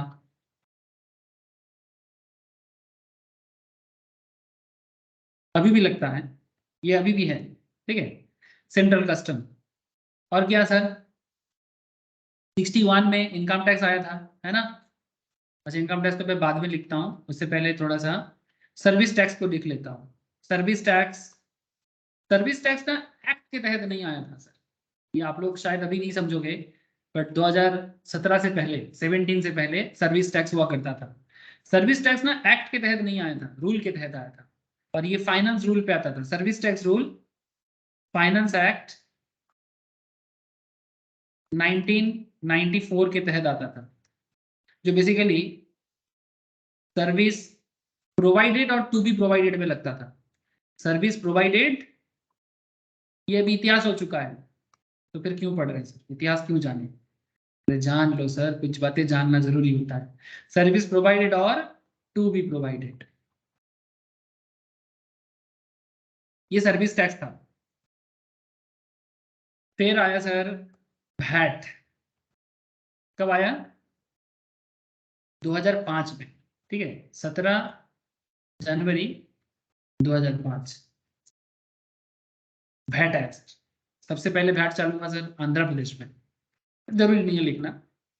वैट के साथ साथ और एक चीज चलता था, स्टेट लेवल में वैट चलता था, और स्टेट सेंटर लेवल में जब काम होता था, मतलब एक स्टेट से दूसरा स्टेट अगर कोई गुड्स जाता था तो उसमें सीएसटी लगता था। क्या लगता था? CST, central sales tax. ये भी इतिहास हो चुका है। सेंट्रल सेल्स टैक्स कब लगता था? जब दोनों स्टेट के बीच में गुड्स का डिलीवरी होता था, नॉर्मली 2% 4% का रेट होता था सीएसटी में, और वैट होता था सेम स्टेट के अंदर जब होता था। आजकल हम लोग इसको जीएसटी में पढ़ लेते हैं सर, इंटर स्टेट और इंट्रा स्टेट बोल के, है ना? तो सर क्यों लिखा रहे हो फिर ये सब? सर एक छोटा सा आइडिया इतिहास के बारे में कि भारत का टैक्स सिस्टम मेनली किस तरह से बदला है, मेन, ठीक है। ऐसे और डिटेल्स में नहीं जाएंगे तो बहुत सारा टैक्स आ जाएगा, बट मेन जो डायरेक्ट और इनडायरेक्ट टैक्सेस हमारे देश में ऑपरेट होता था और हो रहा है, उसका एक बेसिक आइडिया। डायरेक्ट टैक्स में इनकम टैक्स, ये कब आया? 1961। इसका एक रूल भी बाद में आया 1962, ठीक है, इनकम टैक्स रूल बोल के।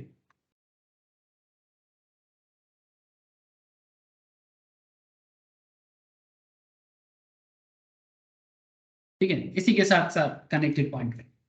तो सर ये क्या बताना चाह रहा हूँ? कुछ नहीं, बस इतना बताना चाह रहा हूँ कि इसमें से बहुत सारा चीजें चेंज भी हो गया। अब डायरेक्ट टैक्स लेवल में तो बचा ही है।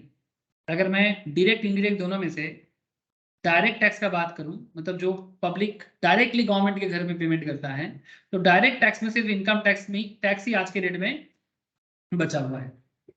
लेकिन बाकी जो टैक्स आप देख पा रहे हो ना, ये सब इनडायरेक्ट टैक्स कैटेगरी में है। Excise, custom, service tax, VAT, इसमें से भी एक बहुत खेल हुआ है सर। क्या खेल हुआ है बोलो तो? सेंट्रल एक्साइज, ध्यान से देखना, central excise, service tax, VAT, ये सब मिक्स होके क्या बन गया बोलो तो? GST, goods and service tax बन गया। कब आया? 2017 में आके। कस्टम अभी भी है, पढ़ा भी जाता है आप लोगों को, ठीक है। बहुत लोगों को सीएस एग्जीक्यूटिव वाले, सीएमए इंटर वाले इसको इंटर में ही पढ़ लेता है, सीए वाले इसको फाइनल में पढ़ता है, ठीक है। तो ये कस्टम एक्ट भी जरूरी एक एक्ट है जो इनडायरेक्ट टैक्स कैटेगरी में आता है। लेकिन ये हो गया आपका डायरेक्ट टैक्स। डायरेक्ट टैक्स क्यों? क्योंकि आप इनकम करोगे, आप सरकार के घर में डायरेक्टली पे करो। और इनडायरेक्ट टैक्स को इनडायरेक्ट क्यों कहा जाता है? इनडायरेक्ट टैक्स को इनडायरेक्ट इसलिए कहा जाता है, जैसे कि मानो जीएसटी, अगर आज के डेट में हम लोग जीएसटी पे करते हैं, क्या जीएसटी हम लोग डायरेक्टली पे करते हैं, मतलब सरकार के घर में हम लोग पे करते हैं, कस्टमर ऐसे नहीं। लेकिन जब भी कोई प्रोडक्ट हम लोग परचेस करने जाते हैं, तो प्रोडक्ट के दाम के अंदर हम लोग इनडायरेक्टली पे कर देते हैं। इवन भिखारी भी इनडायरेक्ट टैक्स पे करते हैं, ये समझो। जो बेगर है सर, बेगर है ना, जो बेगर है वो भी टैक्स पे करता है कि नहीं करता? यस करता है। है ना। अगर भिखारी मार्केट में जाके एक लाइफ बॉय साबुन भी खरीदता है ना, तो लाइफ बॉय साबुन में भी जीएसटी होता है, उसमें लिखा रहता है इंक्लूसिव ऑफ ऑल टैक्सेस। एक मैगी पैकेट खरीदने जाओगे, उसमें भी लिखा रहता है इंक्लूसिव ऑफ ऑल टैक्सेस, ठीक है। तो अल्टीमेटली मैगी पैकेट का 15 टका का दाम है, 16 टका का दाम है, लाइफ बॉय साबुन का 12 टका का दाम है, उस दाम के अंदर जो टैक्स है वो तो बेगर भी दे देता है। तो इनडायरेक्टली ये टैक्स पे किया जाता है, ये जीएसटी वगैरह, इसीलिए उसे इनडायरेक्ट टैक्स कहा जाता है। लेकिन इनकम टैक्स इनडायरेक्टली नहीं दिया जाता, ये डायरेक्टली दिया जाता है। मतलब हमें डायरेक्टली देना पड़ता है। हम 10 लाख कमाए, 5 लाख कमाए, 4 लाख कमाए, 3 लाख कमाए, 15 लाख कमाए, 25 लाख कमाए, 25 करोड़ कमाए, 50 करोड़ कमाए, 50 लाख करोड़ कमाए, उसके हिसाब से हमारा टैक्स हम खुद पे करेंगे। That is why this is called a direct tax. बात समझ में आया सर? हेलो।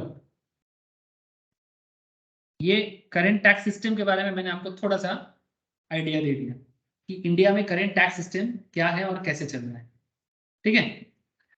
और डायरेक्ट और इनडायरेक्ट का फर्क भी आपको समझ में आ गया। हम लोग टैक्स पढ़ेंगे, जैसे जीएसटी पढ़ने के टाइम पे डायरेक्ट इंडायरेक्ट बताया जाता है, और इनकम टैक्स पढ़ने के टाइम पे भी डायरेक्ट इंडायरेक्ट बताया जाता है। तो एक आइडिया आपको मिल गया कि डायरेक्ट और इनडायरेक्ट में क्या फर्क है, ठीक है। अच्छा, income tax act 1961 and income tax rule 1962, ये सब क्या है? कॉम्पोनेंट ऑफ इनकम टैक्स भी है। अब इनकम टैक्स का कॉम्पोनेंट को लिख लो थोड़ा।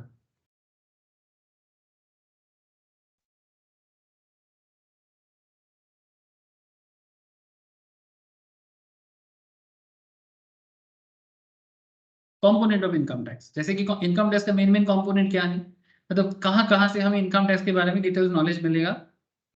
ऑब्वियसली इनकम टैक्स एक्ट से, जो 1961 में आया। फिर इनकम टैक्स रूल से, जो 1962 में आया। एनुअल फाइनेंस एक्ट,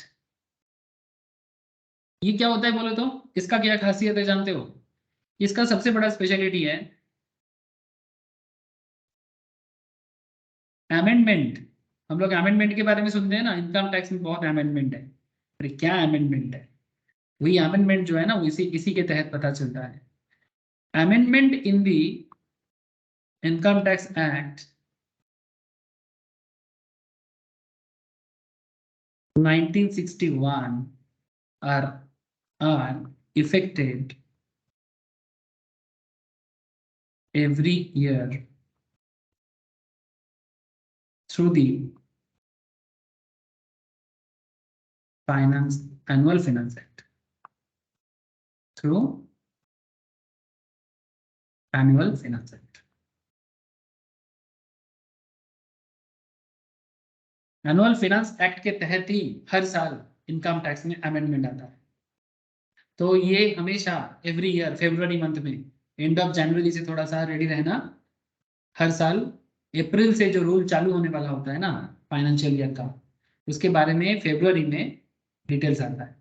उसमें गवर्नमेंट ऑफ इंडिया ये डिक्लेयर करते हैं फाइनेंस मिनिस्ट्री की तरफ से कि इस बार देश का टैक्स में क्या चेंजेस होने वाला है। मेरे को ऐसे सुनने को मिल रहा है कि टैक्स स्लैब में थोड़ा सा शायद छूट मिलेगा, मतलब टैक्स रेट थोड़ा सा, मतलब लोअर इनकम ग्रुप के लिए, मतलब 10 लाख तक इनकम ग्रुप के लिए थोड़ा सा कुछ तो सुविधा होने वाला है इस बार बजट में, ऐसा कहने सुनने को मिल रहा है। और उधर इनका इंस्टीट्यूट ऑफ चार्टर्ड इंस्टीट्यूट ने कुछ रिकमेंडेशन भी दिया है सर, इसमें एटीसी में जो एलआईसी प्रीमियम वगैरह है उसमें छूट ज्यादा मिले, इसका जिक्र किया है। तो चलो देखते हैं कि क्या होता है। 50 लाख था, उसको बढ़ाने के लिए कुछ बोला था। हाँ सर ठीक है। तो ये काफी सारा चेंजेस के रिकमेंडेशन इंस्टीट्यूट ऑफ चार्टर्ड ने भी रिकमेंड किया है। अब देखते हैं सरकार बात सुनता है कि नहीं सुनता, वो कुछ ही दिन में पता चल जाएगा सर। मैं बड़ा एक्साइटेड हूँ, आई होप आप लोग भी एक्साइटेड हो बजट में क्या होने वाला है। जो भी होगा मैं आशा रखता हूँ कि आप लोग भी अपडेट मुझे देंगे, मैं भी आप लोगों को अपडेट दूंगा। आई होप कि आप लोग ही जीतो, मेरे से पहले अपडेट आप लोगों के पास पहुंचे, ये इच्छा तो मेरा बिल्कुल रहता है। सर आप छुटकारा पाना चाहते हो? Yes sir. ठीक है, चलो आगे देखते हैं। Income tax act 1961 are effected every year through annual finance act. Okay, अच्छा और क्या होता है इनकम टैक्स का कंपोनेंट के अंदर? सर्कुलर्स जो गवर्नमेंट निकालते हैं। सर्कुलर क्या होता है? देखो, अगर हमें अमेंडमेंट के ख्याल बारे में जानना है ना, तो अमेंडमेंट कहाँ से होता है या चेंजेस कहाँ किया जाता है, इसके बारे में पता होना चाहिए। तो इनकम टैक्स में जो सर्कुलर होते हैं वो कौन इशू करता है? Issued by CBDT. कौन? CBDT, central board of direct tax. आप साइट में विजिट कर सकते हो। देखो सीबीडीटी लिखते क्या आ गया? Income tax India .gov.in, central board of direct tax, government of India. अगर आपको क्या चेंजेस है नहीं है, ये देखो टेंडर नोटिस, ठीक है, रिजल्ट ऑफ डिपार्टमेंटल एग्जामिनेशन, ठीक है, यहाँ पर अलग अलग सर्कुलर आता है, tax laws and rules, international taxation, tax information and service. अब अलग अलग चीज़ों में जो भी अपडेट है, जब आप लोग रियल लाइफ काम करोगे ना, आपको और डिटेल्स में पता लगेगा। ठीक है, चलो जस्ट आपको मैं दिखाया। इशूड बाय सीबीडीटी, सीबीडीटी जो सर्कुलर लाएगा to clarify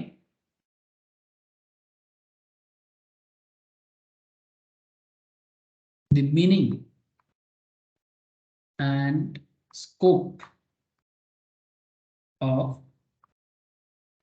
certain provision of the act।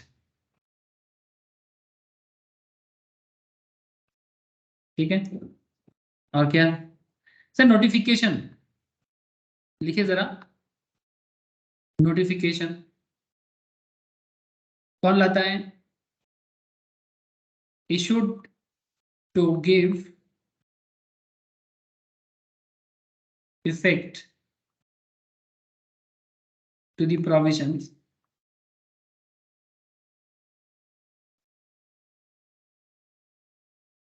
of the act or make or amend rules। मतलब अगर कोई पर्टिकुलर प्रोविजंस लाया जाता है तो उसको कब से लागू करना है, रूल को चालू करना है कि नहीं करना है, इसके बारे में नोटिफिकेशन आया जाता है, सो गवर्नमेंट की तरफ से आता है। ठीक है, इसके साथ साथ और भी चीजें हैं जो कंपोनेंट में आता है, और एक छोटा सा चीज लिख लो, दैट इज कोर्ट डिसीजन। ये भी एक बहुत वाइटल कॉन्सेप्ट है सर, कोर्ट का डिसीजन। कोर्ट में बहुत सारे मैटर में ना केस पेंडिंग रहता है, ठीक है, लिटिगेशन चलता रहता है, ठीक है, कभी गवर्नमेंट के अगेंस्ट में, कभी गवर्नमेंट के फेवर में। ठीक है, तो ये सब इनकम टैक्स वर्सेस ऐसा आपको मिलेगा। ठीक है, जब भी कोर्ट केसेस देखोगे ना, income tax versus that person, या that person versus income tax, high court का केस, सुप्रीम कोर्ट का केस, ठीक है, तो ये सब कोर्ट डिसीजंस भी आता है। इंटरप्रेट्स जब आप लोग फाइनल लेवल पढ़ोगे ना, तो वहां पर आपको ऐसे कोर्ट डिसीजंस के ऊपर पढ़ना पड़ेगा सर, जहां अलग अलग केस लॉज या कोर्ट डिसीजंस के ऊपर इंटरप्रिटेशन करके जवाब देना पड़ता है। ठीक है, कि ऐसे केसेस में ऐसा हुआ था, तो आपको कोई क्वेश्चन दे देगा और आपको पूछेगा, तो अगर उस केस में ऐसा हुआ था तो रिगार्डिंग दिस सिचुएशंस क्या हो सकता है, ठीक है, it's real case studies question. तो कोर्ट डिसीजंस, और उसमें आपको इंटरप्रेट करना पड़ता है, इंटरप्रेट द वेरियस, मतलब फाइनल लेवल में आप तभी जवाब दे पाओगे जब आपका बेसिक्स, मतलब इनकम टैक्स का ये जो हम लोग इंटरमीडिएट लेवल में जैसे पढ़ते हैं, अगर इसका क्लियर नॉलेज रहेगा तभी फाइनल का नया इजी लगेगा, नहीं तो वो भी बहुत मुश्किल हो जाएगा सर। तो interpret the various provisions of income tax law.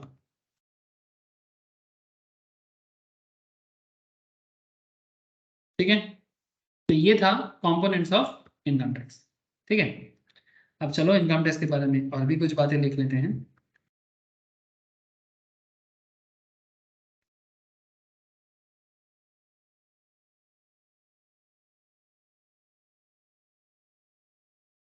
एक बात लिखना sir,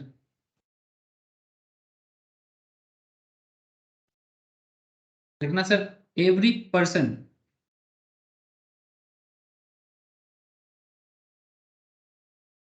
liable to pay tax on their income of the previous year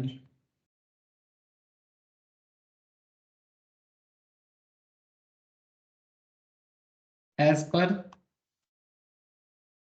their residential status।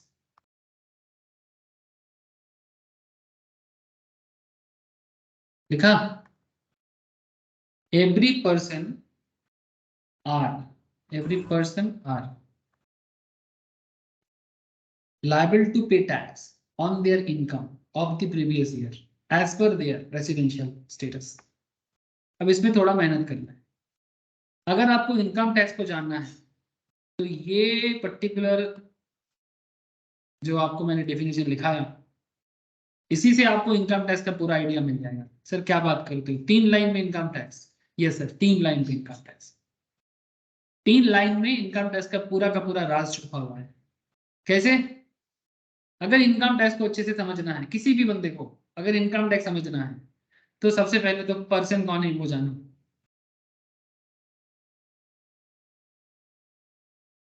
Person के बारे में नॉलेज ले लो सर। ठीक है, कि देश में पर्सन कौन होता है इनकम टैक्स के नजरिया से। ठीक है, तो इनकम टैक्स के नजर में जो पर्सन है, अगर उनको समझ लोगे तो इनकम टैक्स समझना आसान हो जाएगा। तो every person are liable to pay tax. अब आपको आगे देखना है सर, टैक्स क्या होता है। ऐसे मैंने आपको टैक्स के बारे में बता दिया, बट कितना तरह का टैक्स होता है, ठीक है, या फिर कौन सी इनकम पे टैक्स लगता है। तो every person are liable to pay tax on their income. तो इनकम क्या क्या है? अच्छा, किस पर्टिकुलर इनकम पे आपका टैक्स लगता है?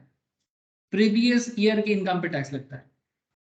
बोल रहा था ना आपको स्टार्टिंग में कि previous year and assessment year, very important part. हम लोग एक बात याद रखना सर, प्रीवियस ईयर में कमाते हैं और असेसमेंट ईयर में गवाते हैं। गवाना समझते हो ना? अरे, गवा दिया मतलब क्या, खर्चा कर दिया।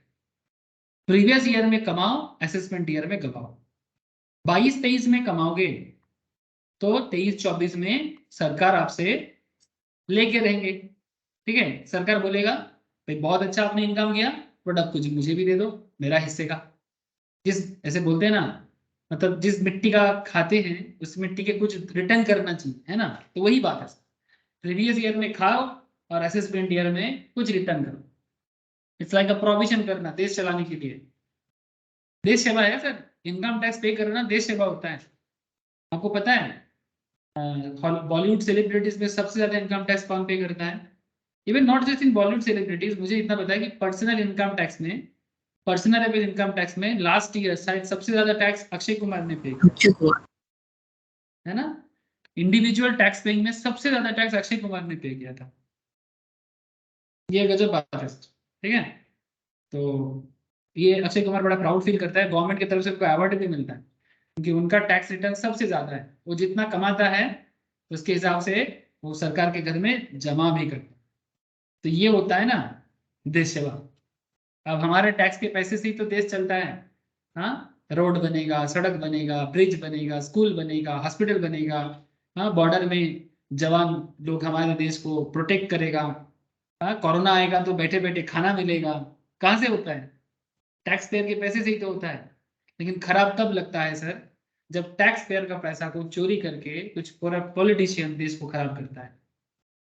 हाँ, सब आम आदमी का हक का चीज है, लेकिन उस हक को जब पूरा पॉलिटिशियन लोग पॉलिटिक्स करके, खराब पॉलिटिक्स, गंदा पॉलिटिक्स करके आम आदमी का हक को मारता है, देश का ग्रोथ को कम कर देता है।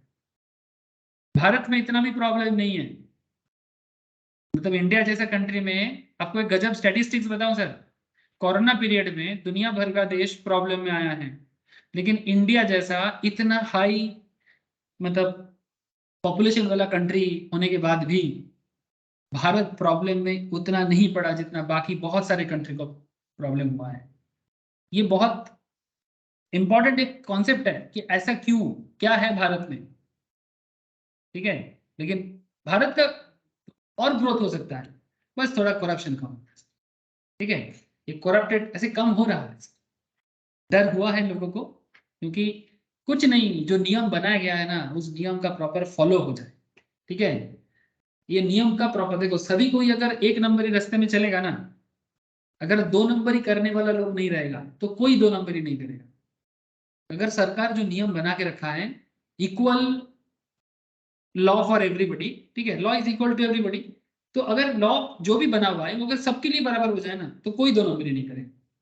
लेकिन मुश्किल तो तब होता है जब हमारे आंखों के सामने 10 बंदा दो नंबर ही करता है, तो 11 नंबर बंदा बोलता है कि मैं अकेला क्या क्यों बैठे रहूं, मैं क्यों भूखा मरूं, मैं भी दो नंबर ही करूंगा। तो प्रॉब्लम यही है कि सरकार जो चला रहे हैं वो बस करप्शन फ्री होकर सरकार को चलाए, देखना ऑटोमेटिक देश में सारा प्रॉब्लम सॉल्व हो जाएगा। जो भी हो, अब इतना तो समझ ही गए कि प्रीवियस ईयर में कमाओ और असेसमेंट ईयर में गवाओ। 22-23 में इनकम करो तो 23-24 में टैक्स पे करो। सर क्या इसका एक्सेप्शनल कुछ है? Yes, there may be some situations जहां असेसमेंट ईयर में कमाओ और असेसमेंट ईयर में ही गवाओ, ऐसा भी होता है। इसे हम लोग एडवांस टैक्स कहते हैं। 23-24 में ही इनकम करना है और 23-24 में ही टैक्स पे करना है। सर ऐसा भी होता है क्या? Yes, there may be some situations, there may be some person जिनके लिए ये लागू होता है कि जिस पर्टिकुलर ईयर में इनकम करोगे उसी पर्टिकुलर ईयर में आपको सरकार के घर में टैक्स पे, बट कब, क्यों, किस लिए, ये आगे आगे बात करेंगे। ठीक है, ठीक तो कुछ है नहीं पर ठीक करना पड़ेगा। Every person are liable to pay tax on their income of the previous year as per their residential status. Another very very important point sir, अगर इनकम टैक्स को जानना है तो बिना रेसिडेंशियल स्टेटस का पूरा बात याद है सर। ऐसे रेसिडेंशियल स्टेटस चैप्टर में आपको मैं बताऊंगा कि भारत में कितना दिन रहने से आप भारत के रेसिडेंट कहलाओगे। ठीक है, जैसे नॉर्मल एक रूल है, अगर आप इंडिया में प्रीवियस ईयर में 182 दिन रहते हो, ठीक है, अगर मानो प्रीवियस ईयर का मतलब अगर आप इंडिया में 22-23 में 182 डेज रहते हो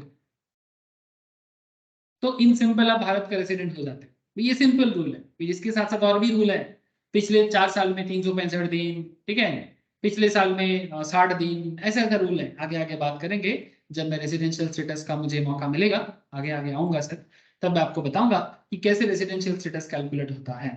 बट फिलहाल इतना तो जानना चाहिए ना सर, इतना जरूर जानना चाहिए कि रेसिडेंशियल स्टेटस क्या होता है।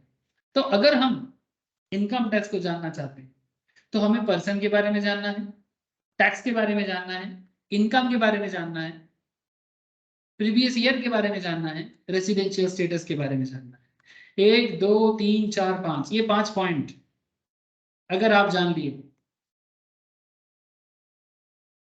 तो आप इनकम टैक्स जान लिए सर। तो मेहनत आपका इस 5 पॉइंट पे रहेगी। तो पूरा इनकम टैक्स का मेहनत इस 5 पॉइंट पे घुमा फिरा चलेगा सर। 5 पॉइंट में एक्सपर्टीज आ जाएगा, इनकम टैक्स में आपको कोई नहीं हरा सकता। सर क्या बात करते हो? अरे सर देख लेना आप। चलो सर, पर्सन के बारे में थोड़ा बात करते हैं। पर्सन कौन है?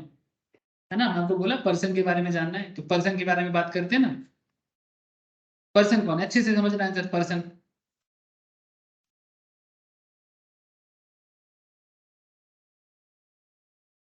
Person includes an individual, HUF, AOP, BOI,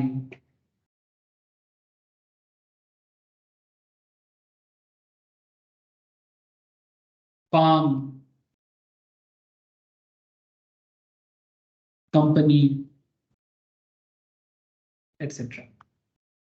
अब इससे थोड़ा सा ना, इसको थोड़ा सा फॉर्मेट वाइज भी, थोड़ा सा फ्लो चार्ट वाइज भी लिख सकते हो। चलो लिख लो, एक काम करो, पर्सन का हेडिंग देके यहाँ से कुछ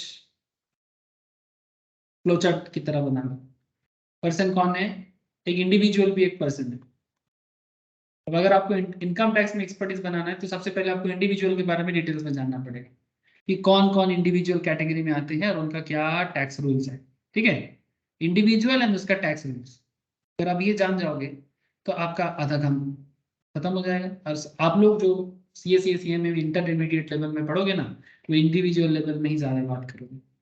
कॉर्पोरेट टैक्स या बाकी जो टैक्स लॉ हैं वो अब धीरे धीरे आप लोग फाइनल लेवल में डिटेल्स में पढ़ोगे, पर इंडिविजुअल में सबसे ज्यादा फोकस है। ऐसे HUF वगैरह हल्का फुल्का फोकस यहाँ पर भी है, बट सबसे ज्यादा फोकस तो इंडिविजुअल में ही आता है। तो इंडिविजुअल, HUF,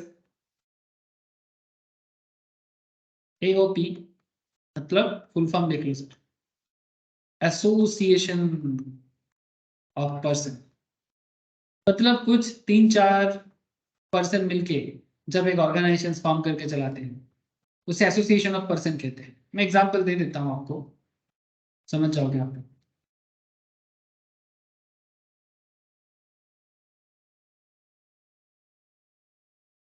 AOP और BOI ये दोनों चीज को समझना चाहिए। BOI का मतलब होता है body of body of individual. Thank you sir. Body of individual और एसोसिएशन ऑफ पर्सन में क्या फर्क है बोलो तो?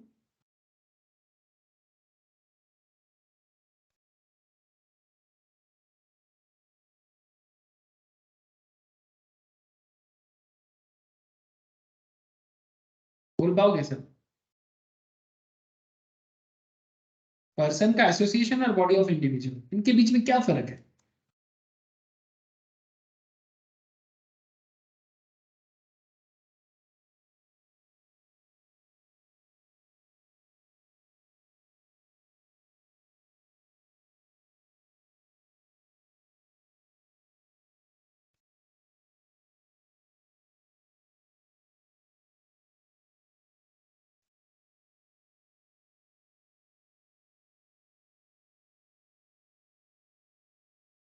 नॉर्मली इनकम टैक्स डिपार्टमेंट, ये जो मैंने आपको पॉइंट दिखाया इसी को पर्सन मानते हैं। इसमें और भी कुछ पॉइंट जुड़ जाते हैं, बट अगर कुछ समझ में नहीं आएगा तो उसको आर्टिफिशियल पर्सन में या फिर लोकल अथॉरिटी में जोड़ देंगे। ठीक है, कोऑपरेटिव सोसाइटी भी इसमें आ सकता है। तो cooperative society basically association of person है। ठीक है, मतलब जहां पर एक कोऑपरेटिव सोसाइटी में बहुत लोग मेंबर हो सकता है। मेंबर हो सकता है in the sense association of person और बॉडी ऑफ इंडिविजुअल, मतलब मानो 4 लोग मिलके एक इंडिविजुअल कमिटी बनाए। जैसे कि मानो दुर्गा पूजा कमिटी, एक दुर्गा पूजा कमिटी में हमारे बंगाल में, वेस्ट बंगाल में पाड़ा पाड़ा में दुर्गा पूजा होता है ना सर? हम लोग उसको बोलते हैं सार्वजनिक दुर्गा पूजा। सार्वजनिक इन द सेंस पाड़ा में सभी के लिए दुर्गा पूजा है, लेकिन उसके लिए एक कमिटी बनता है। कमिटी का काम क्या है, उसमें 10-15 लोग होते हैं जिसको हम लोग माथा बोलते हैं, head, head of the puja committee. ठीक है, कोई सेक्रेटरी बनता है तो कोई चेयरमैन बन जाता है, तो कोई प्रेसिडेंट बन जाता है, तो कोई कैशियर बन जाता है। ठीक है, और कोई ऐसे ही मेंबर बन जाता है। तो ये जो कोई भी पूजा कमेटी का मेंबर होता है दे फील वेरी प्राउड। ठीक है, वॉलंटियरिंग करते हैं सर, अच्छा है, बहुत अच्छा है। लेकिन ये जो पूजा कमेटी बना, इसको हम लोग क्या बोलेंगे, बॉडी ऑफ इंडिविजुअल। ऐसे not just in West Bengal, दूसरे दूसरे एरिया में भी, जैसे गुजरात में जाओगे तो वहां पर नवरात्रा के टाइम पे डांडिया वगैरह होता है, उसका भी कॉमिटी होता है। ठीक है, महाराष्ट्र में जाओगे गणेश पूजा वगैरह होता है, वहां पर भी कॉमिटी मिलेगा आपको। ठीक है, तो ये एक सिस्टम है और ये इनको भी इनकम होता है। ये डोनेशन मिलता है इनको ना, चंदा। तो ये जो भी चंदा या सब्सक्रिप्शन इनको मिलता है या डोनेशन मिलता है, तो वो इनकम को भी इनकम टैक्स डिपार्टमेंट स्कैनर की तरह देखते हैं कि भाई इनको कहाँ से इनकम हो रहा है। जरूरत से ज्यादा इनकम होगा तो इनकम टैक्स छोड़ेगा नहीं, है ना। तो आप ऐसे तो पूजा करना एक चैरिटेबल काम हो गया, लेकिन इनकम टैक्स के स्कैनर में आपको रहना है, और उसका बैंक अकाउंट भी होता है कि बैंक अकाउंट में जितना पैसा कलेक्ट हो रहा है, जरूरत पड़ने से ऑडिट भी हो सकता है। ऐसे नहीं होता, नॉर्मली नहीं होता, बट अगर जरूरत पड़ेगा तो किया जाएगा पूजा कमेटी का। जस्ट फॉर एग्जाम्पल आपको मैं बताएं, और करना भी पड़ता है क्योंकि इतना पैसा का मैटर है ना, तो क्यों नहीं पड़ेगा। गवर्नमेंट को अगर कभी भी जरूरत पड़े वो कर सकता है। तो कुछ इंडिविजुअल मिलकर अगर एक बॉडी बनाए तो उसको बॉडी ऑफ इंडिविजुअल कहेंगे, और कुछ पर्सन मिलके, अब पर्सन मिलके मतलब एसोसिएशन ऑफ पर्सन के अंदर एक इंडिविजुअल भी हो सकता है, एक हिंदू अनडिवाइडेड फैमिली भी हो सकता है। हिंदू अनडिवाइडेड फैमिली, मैं आपको इसके बारे में डिटेल्स में लिखाऊंगा। हिंदू अनडिवाइडेड फैमिली मतलब जॉइंट फैमिली, जो हमारे देश में हम लोगों को देखने को मिलता है। जॉइंट फैमिली में हिंदू, जैन, सिख इनको रखा गया है, इस्लाम को छोड़ के। इस्लाम को इसलिए नहीं लिया गया क्योंकि इस्लाम का कुछ पर्सनल लॉ है, उसके कारण उसको इस पर्टिकुलर मैटर में नहीं रखा गया, ठीक है। बाकी हिंदू, जैन, सिख, बुद्धिस्ट जो ज्वाइंट फैमिली सिस्टम चलता है ना, अपना अपना रिलीजन फॉलो कर सकता है, लेकिन हिंदुस्तान में ये सिस्टम बहुत प्राचीन है, ठीक है। ये एक ज्वाइंट फैमिली होगा, सब कोई मिल के रहेंगे, ठीक है। आजकल बात चेंज हो रहा है सर, आजकल हम लोग ज्वाइंट फैमिली से धीरे धीरे टुकड़े टुकड़ों में बांट जा रहे हैं, है ना, क्योंकि कोई किसी को सहन नहीं कर पा रहे। हाँ, मार पीट दंगा, हाँ, भाई भाई का नहीं है, बहन बहन का नहीं है, भाई बहन में भाव नहीं है, तो क्या होगा, टुकड़ों टुकड़ों में बांट जाएंगे। और इसका फायदा तो फॉरेन लोग लेते हैं। हम लोग अगर अपने बीच में ही ऐसा हालत है, कोई किसी के साथ, इसका मेन कारण है सर, कंपैशन खत्म हो गया। कंपैशन समझते हो ना, मन में जो करुणा भाव होता है वो खत्म हो गया, और कोई किसी को सहन नहीं करेगा। हमको क्यों बोलेगा, चलो मारपीट करते अलग हो जाते हैं, और क्या। तो इसलिए आजकल लोगों को देखने को नहीं मिलता जॉइंट फैमिली, बट भारत में सब लोग जॉइंटली रहना ही पसंद करता था, ठीक है। 4-5 भाई एक साथ मिलके जॉइंट फैमिली, और साथ में उसका एक बिजनेस भी होता है, ठीक है। आजकल बिजनेस के लिए मोदी जी को बताना पड़ता है मेक इन इंडिया बोल के, ठीक है। बट उस जमाने में, पहले के जमाने में घर घर में बिजनेस होता था, कुछ ना कुछ का बिजनेस, ठीक है। तो जो भी हो, उसी कॉन्सेप्ट से ये हिंदू अनडिवाइडेड फैमिली आज भी इनकम टैक्स डिपार्टमेंट फॉलो करते हैं। और इसका एग्जाम्पल के लिए मैं आपको and son, grandsons, and daughters, granddaughters, ऐसे नाम होता है जो आपको देखने को मिलेगा। और इनका जो हेड ऑफ द फैमिली होता है उसको कर्ता कहा जाता है, और उनका इनकम टैक्स पे करने को ही इनकम टैक्स माना जाता है।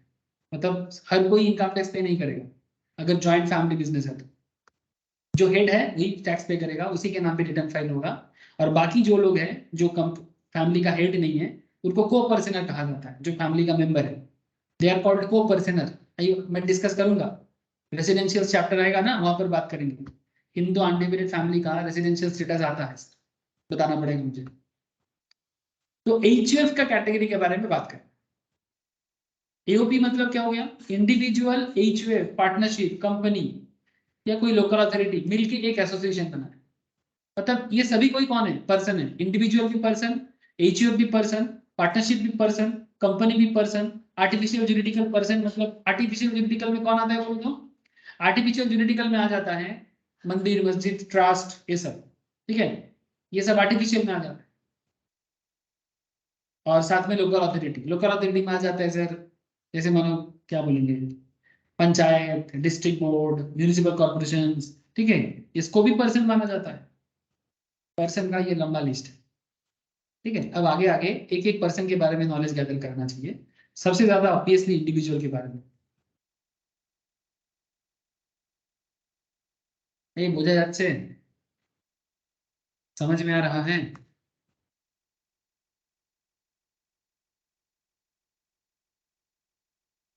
क्या रे, बोलो ना। है sir. Yes sir. Yes sir.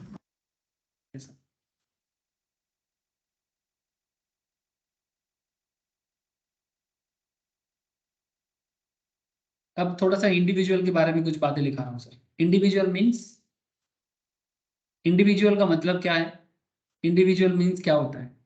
Individual means a natural human being,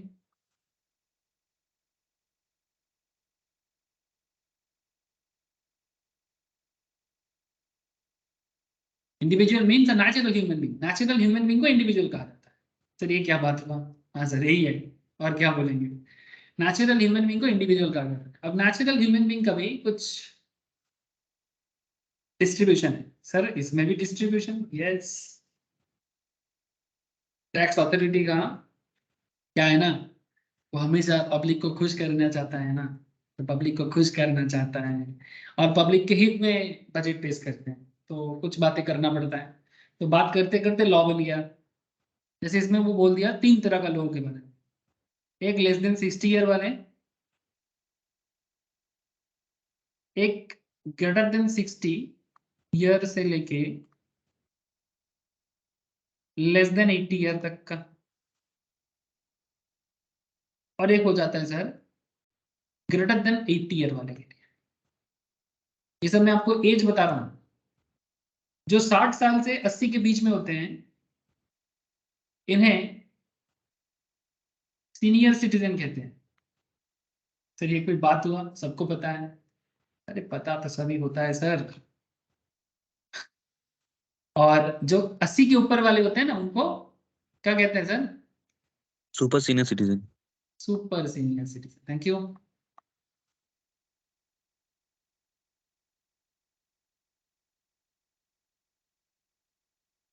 तो जो 60 के नीचे हुआ वो नॉर्मल नेचुरल ह्यूमन बीइंग। 60 से 80 वाला भी नेचुरल है, बट उनको थोड़ा स्पेशल स्टेटस मिलता है, सीनियर सिटीजन में। और जो 80 के ऊपर है उनको सुपर सीनियर वाला कैटेगरी में डाल दिया जाता है। अब ऐसे कैटेगरी में डालने के पीछे का क्या कारण? क्योंकि टैक्स स्लैब में थोड़ा सुविधा है इनको। किस में सुविधा है सर? टैक्स स्लैब में। किसके लिए? ये 80 और 60 वालों के लिए। क्या सुविधा है सर? सुविधा ये है कि टैक्स में छूट है। अब आपको मैं टैक्स रेट बताऊंगा ना, आपको क्लैरिटी हो जाएगा।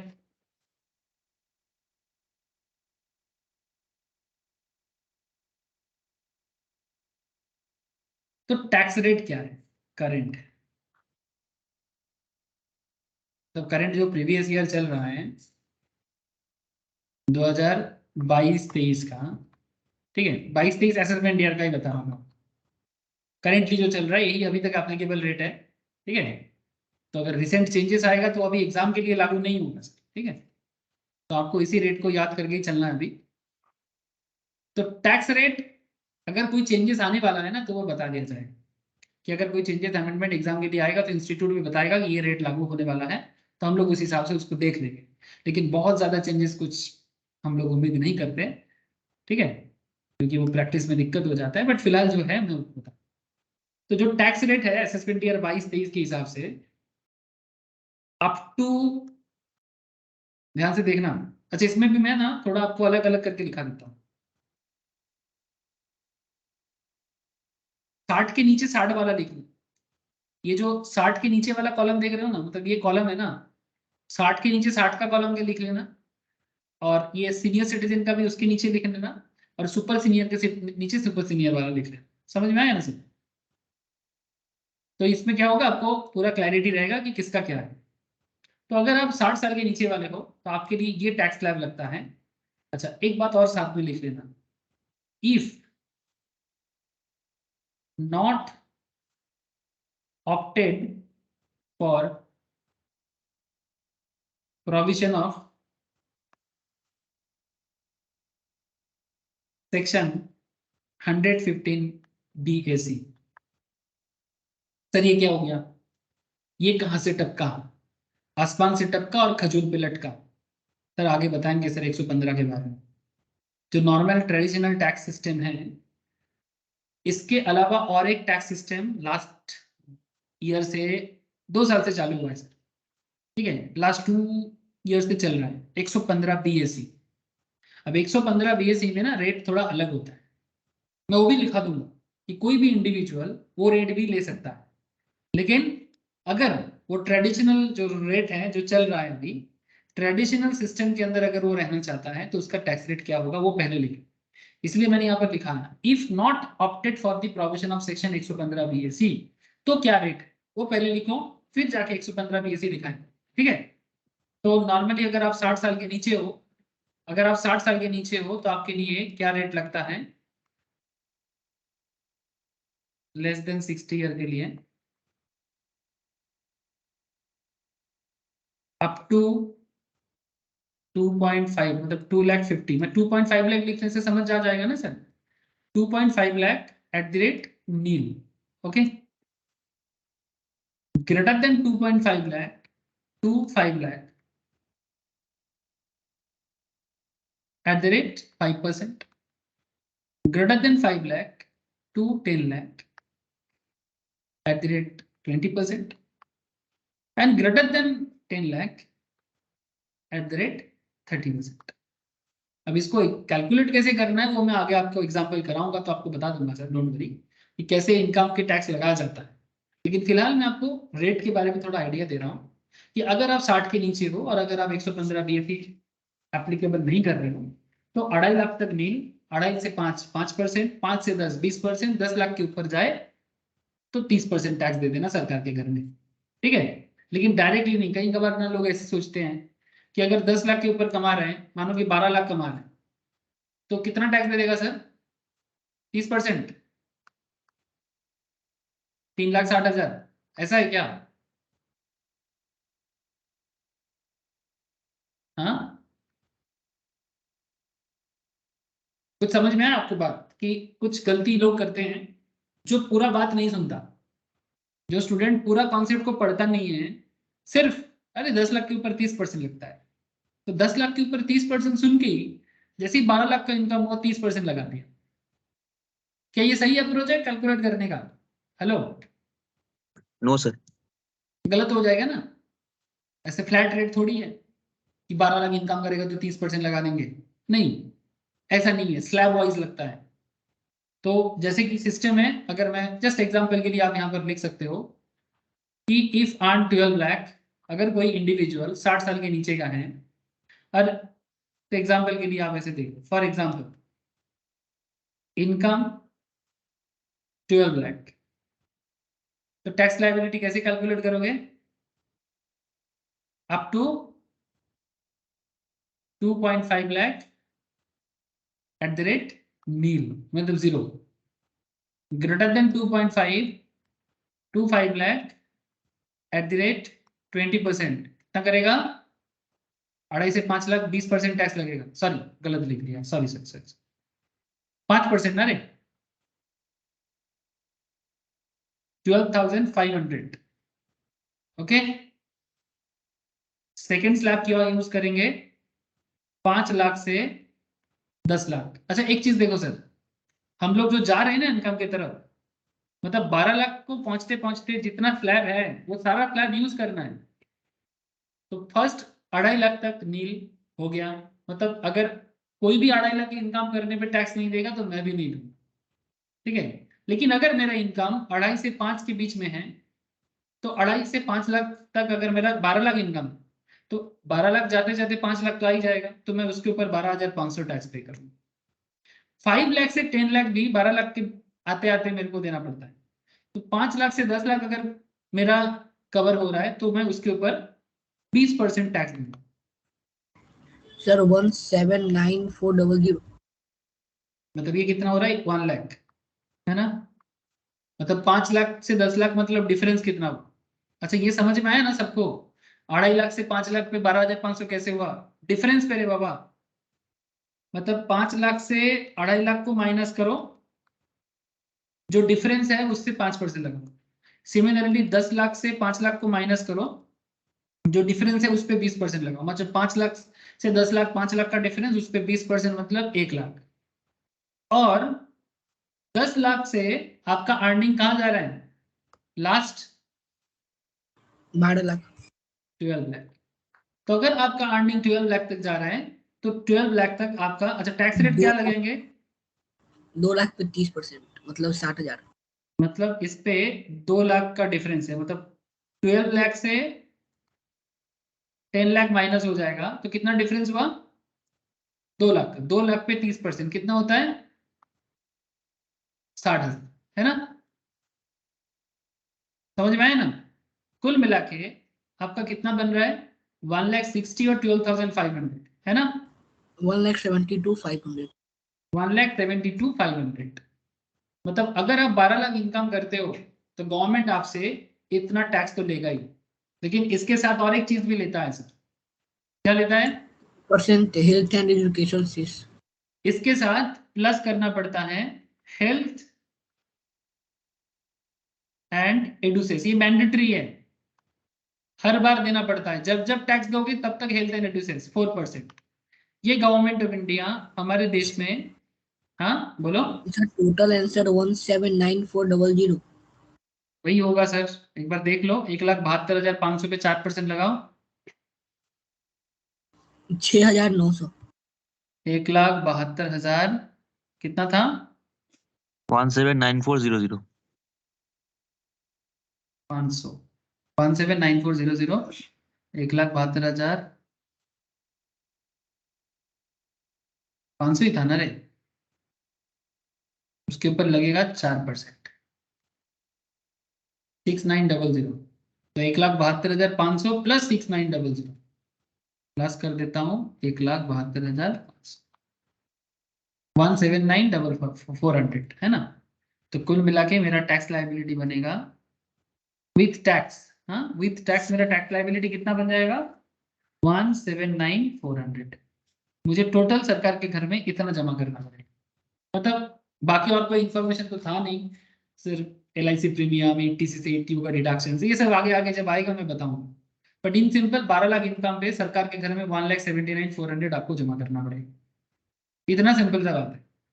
ओके, अभी आपके मन में चल रहा होगा सर ये एजुकेशन और हेल्थ से क्यों लेता है? सर इसके पीछे भी ना बैकग्राउंड स्टोरी है, ठीक है। अब देखो भारत का जो खर्चा करने का जगह है, इसके लिए आपको गवर्नमेंट बजट को देखना चाहिए। आप अपना दिमाग थोड़ा सा अगर यूज करोगे तो आपको पता लगेगा, मतलब दिमाग यूज मतलब रिसर्च में, ठीक है। ये देखो sir, composition of expenditure, Bharat जितना इनकम करता है उसमें कहाँ कहाँ कितना खर्चा करता है। सबसे ज्यादा कहाँ देखो, टाइल्स देख पा रहे हो आप?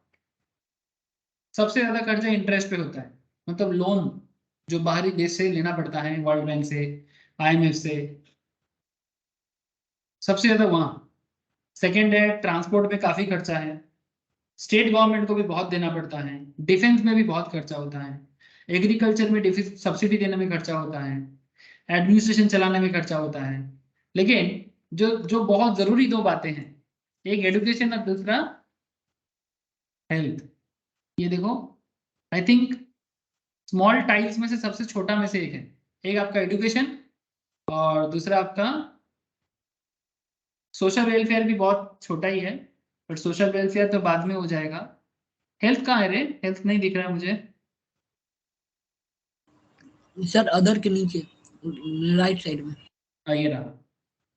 एडुकेशन से हेल्थ में थोड़ा ज्यादा है, जरूरी है। लेकिन आपको नहीं लगता अगर देश का हेल्थ सिस्टम और एजुकेशन सिस्टम को बेहतर करना है, कम से कम डिफेंस जैसा खर्चा तो करना चाहिए? लेकिन क्या करें सर, जिसको भी छोड़ के दूसरे जगह में आओगे उसमें ही दिक्कत हो जाएगा। इसलिए देश का अर्निंग बढ़ेगा तो ही एकमात्र हेल्थ और एजुकेशन सिस्टम बेहतर हो पाएगा। सिर्फ चाय की दुकान में हम लोग बहुत बात करते हैं ना, अरे ये करना चाहिए था, सरकार क्या कर रहा है, चाहे कोई भी सरकार चले, सरकार BJP चला ले, सरकार कांग्रेस चला ले, बट हकीकत तो कुछ और ही है सर, है ना। चाहे राहुल गांधी सरकार चलाए, पता नहीं कैसे चलाएगा, बट फिर भी चाहे राहुल का मतलब चाहे कांग्रेस चला ले चाहे BJP चला ले, but point is very simple कि जब तक ये हिसाब प्रॉपरली जरूरत की चीजों पे नहीं हो पाएगा, ऐसे सभी चीजें जरूरत। क्या होता है? ये मोस्ट प्रोबेबली तेरा ये ये इसका क्या नाम है, नॉर्थ ईस्टर्न स्टेट्स के लिए होगा शायद। ये I think north east region के लिए एक स्पेशल कुछ डोनेशन।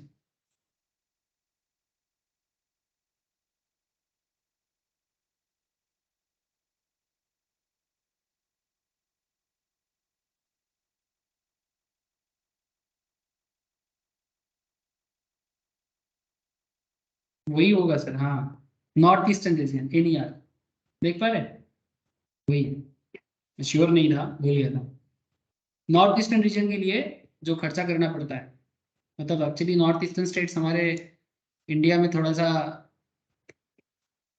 आउट ऑफ है ना सर, बीच में बांग्लादेश जो आ गया। अगर बांग्लादेश बीच में ना बनता तो नॉर्थ ईस्टर्न के लिए कभी दिक्कत नहीं होता। बट बांग्लादेश बनने के कारण ये जियोग्राफिकली बहुत मुश्किल में आ गया सर। ये बांग्लादेश के कारण हम लोग डायरेक्टली नॉर्थ ईस्ट को एक्सेस नहीं कर पाते। ये इतना बड़ा रीजन ना हमसे दूर हो जाता है। और ये सर रातों रात बम गिरवा देते हैं, हाँ बोलो। रातों रात बम गिरवा देते हैं। बांग्लादेश पे ऐसा ना बोल ऐसा ना बोल, मुश्किल हो जाएगा। ठीक है, ये सब बात ना कर, पता है ये बात कभी बोलूंगा सर। ठीक है, तो जो भी है, लेकिन बस एक चीज, अगर इंटरनेशनल रिलेशन बांग्लादेश के साथ बेहतर हो जाए, ठीक है। कुछ कुछ गंदा लोग हैं सर, जिसके कारण ना ये कनेक्टिविटी दिक्कत हो जा रहा है। ऐसे रिसेंटली मोदी जी ने एक प्लान किया ना, बनारस होके एक गंगा रिवर के बराबर, पटना होके सर होके गंगा नदी के तट से पूरा एक जहाज चलेगा। दुनिया का सबसे बड़ा रिवर क्रूज बनने वाला है सर, बन चुका है। सर एक प्रोजेक्ट पास होने वाला है, इंडिया से दुबई का मेट्रो ये करेगा वाटर के अंदर से। वैसा ही एक नदी में बना है सर, बनारस होके गंगा नदी होके पूरा कोलकाता तक आएगा, फिर कोलकाता से ढाका होके, ठीक है, कोलकाता से ऐसा होके ढाका होके फिर वो ये क्या बोलते हैं इसको, ब्रह्मपुत्र रिवर में आसाम में गुवाहाटी जाके पहुंचे। तो अच्छा है, अगर इसी तरह से टूरिज्म को डेवलप किया जाए तो भी ठीक है। लेकिन बांग्लादेश से अगर डायरेक्टली एक्सेस मिल जाता ना, तो मणिपुर, नागालैंड, आसाम कितना इजीली कनेक्ट कर लेता हम लोगों से, जैसे बिहार कर लेता है, जैसे उत्तर प्रदेश कर लेता है हर किसी के साथ, वैसा होना चाहिए था। लेकिन ये बांग्लादेश जो बीच में बन गया, क्या बताए, चलो सर पुराना हिस्ट्री है। अब इसके लिए अलग से एक फंड बनाना, नॉर्थ ईस्टर्न रीजन, क्योंकि वो जियोग्राफिकली एक्सेस नहीं है प्रॉपर। ठीक है, चलो थोड़ा आ गया पॉइंट तो बता दिया। तो ये हेल्थ एंड एजुकेशन से इसीलिए लेते हैं कि ताकि जरूरी है बहुत, और जो मेन खर्चा से नहीं मिलता तो अलग से 4%। पहले हम लोगों के टाइम पे हम लोग इसको पहले 2% लगाते थे, फिर बाद में हम लोग 3% भी इसको लगाए सर, बट अभी उसको 4% किया। मोटा मोटी 4-5 साल छोड़ छोड़ के 1-1% करके बढ़ा रहा है। मतलब वो भी पूरा अमाउंट पे नहीं, जितना टैक्स होगा उसके ऊपर, जितना टैक्स लायबिलिटी होगा उसके ऊपर। ठीक है, अच्छा। तो ये आपको टैक्स लायबिलिटी कैलकुलेशन का आइडिया मिल गया। अब थोड़ा और एक मेहनत कर लो कि अगर आपका एज 60 से ज्यादा है, 60 ईयर टू 80 ईयर के बीच में है, तो आप सीनियर सिटीजन हो, तो इस इन दैट केस आपका टैक्स रेट ऐसा हो जाएगा, up to 3 lakh at the rate nil. 3 lakh तक आपको कोई टैक्स नहीं देना है। 3 lakh to 5 lakh at the rate 5%। मतलब आप सुविधा समझे ना, 50,000 एक्स्ट्रा इनकम करोगे तो भी कोई टैक्स नहीं देना अगर आप सीनियर सिटीजन हो। 3 लाख से, सॉरी 5 लाख 5%, 5 लाख से 10 लाख बाकी सेम है,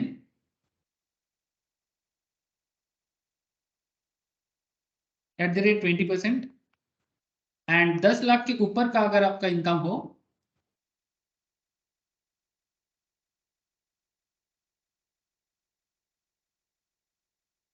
तो एट द रेट 30%।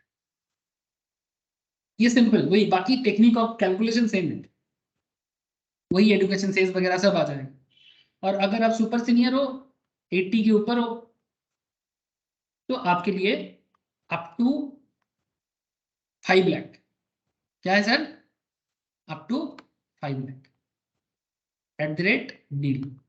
मतलब 5 लाख तक कमाओगे, और अगर आप सुपर सीनियर हो, मतलब सुपर डुपर बूढ़े हो गए आप, ठीक है, सुपर डुपर बूढ़े हो गए एज वाइज, इसका भी लॉजिक है ना, क्योंकि एक सर्टेन एज के बाद इंसान एक्टिवली काम नहीं कर सकता, तो उसको अगर छोटा मोटा इनकम पे टैक्स लगाएंगे तो फिर मुश्किल हो जाएगा उनके लिए।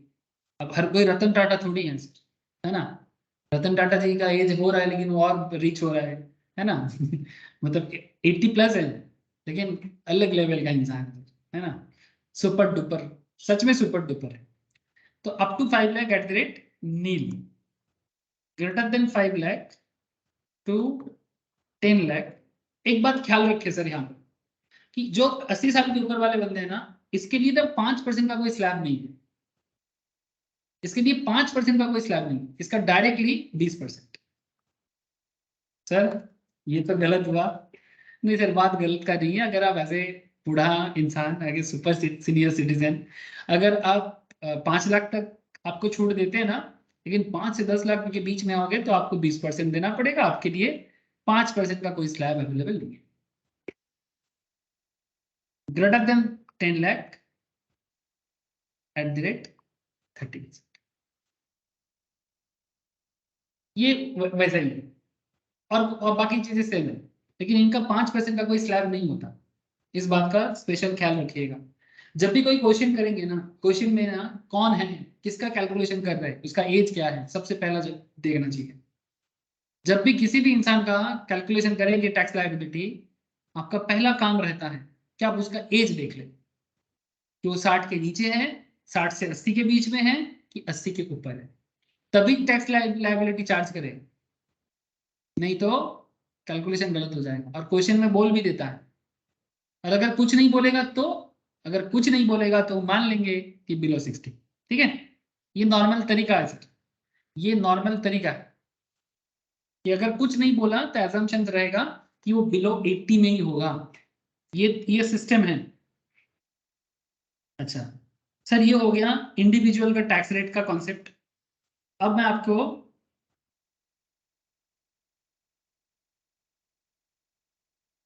और एक चीज बता देता हूं।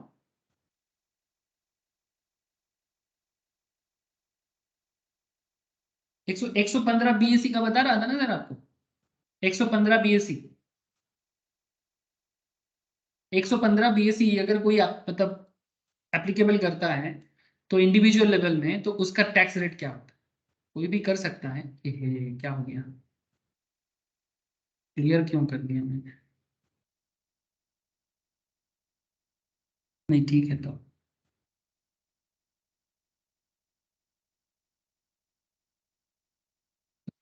ठीक है ठीक है। अब 115 बीएससी का टैक्स रेट ले लो sir, 115 BSc.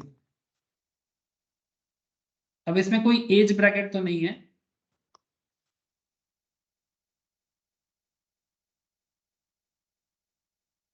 If opted for 115 BSc.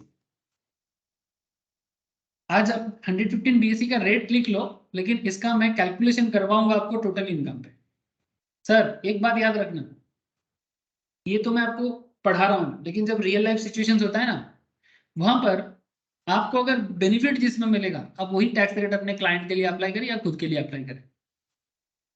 ध्यान रखिएगा, 115 बीएससी कब अप्लाई करना चाहिए ये मैं आपको बाद में बताऊंगा, जब मैं टोटल इनकम चैप्टर स्टार्ट करूंगा कि कब 115 बीएससी अप्लाई करना चाहिए और 115 बीएससी में क्या सुविधा और असुविधा है, मतलब उसका एडवांटेज डिसएडवांटेज, कब लेना चाहिए कब नहीं लेना चाहिए। ये चर्चा तो टोटल इनकम में करूंगा, लेकिन 115 बीएससी का टैक्स रेट तो जान लेना चाहिए ना, क्योंकि हम लोग टैक्स रेट पे बात कर रहे हैं। तो क्यों ना एक बार टैक्स रेट बता दिया जाए, नहीं तो बात बात में दिक्कत होता है। क्योंकि क्वेश्चन में ऐसा बोल देता है कि not opted for 115 BSc, not opted for 115 BSc. तो आप लोग शायद सोचोगे कि भी 115 बीएससी में क्या है भाई। हाँ, 115 बीएससी में ऐसा क्या है जो बार बार में क्वेश्चन बोल देता है। हाँ, अगर अगर 115 बीएससी होता तो क्या होता, मन में एक सवाल रह जाता। तो इसीलिए वो सवाल आगे ना रहे, इसीलिए मैं आपको 115 बीएससी का टैक्स रेट अभी फिलहाल बता देता हूं।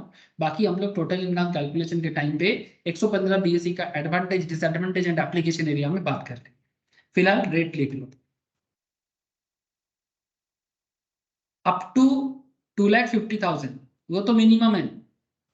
भारत में मिनिमम जो बेसिक एग्जेम्पशन लिमिट है वो 2.5 लाख का है। 2,50,000 तक आपको भारत में कोई टैक्स नहीं देना है।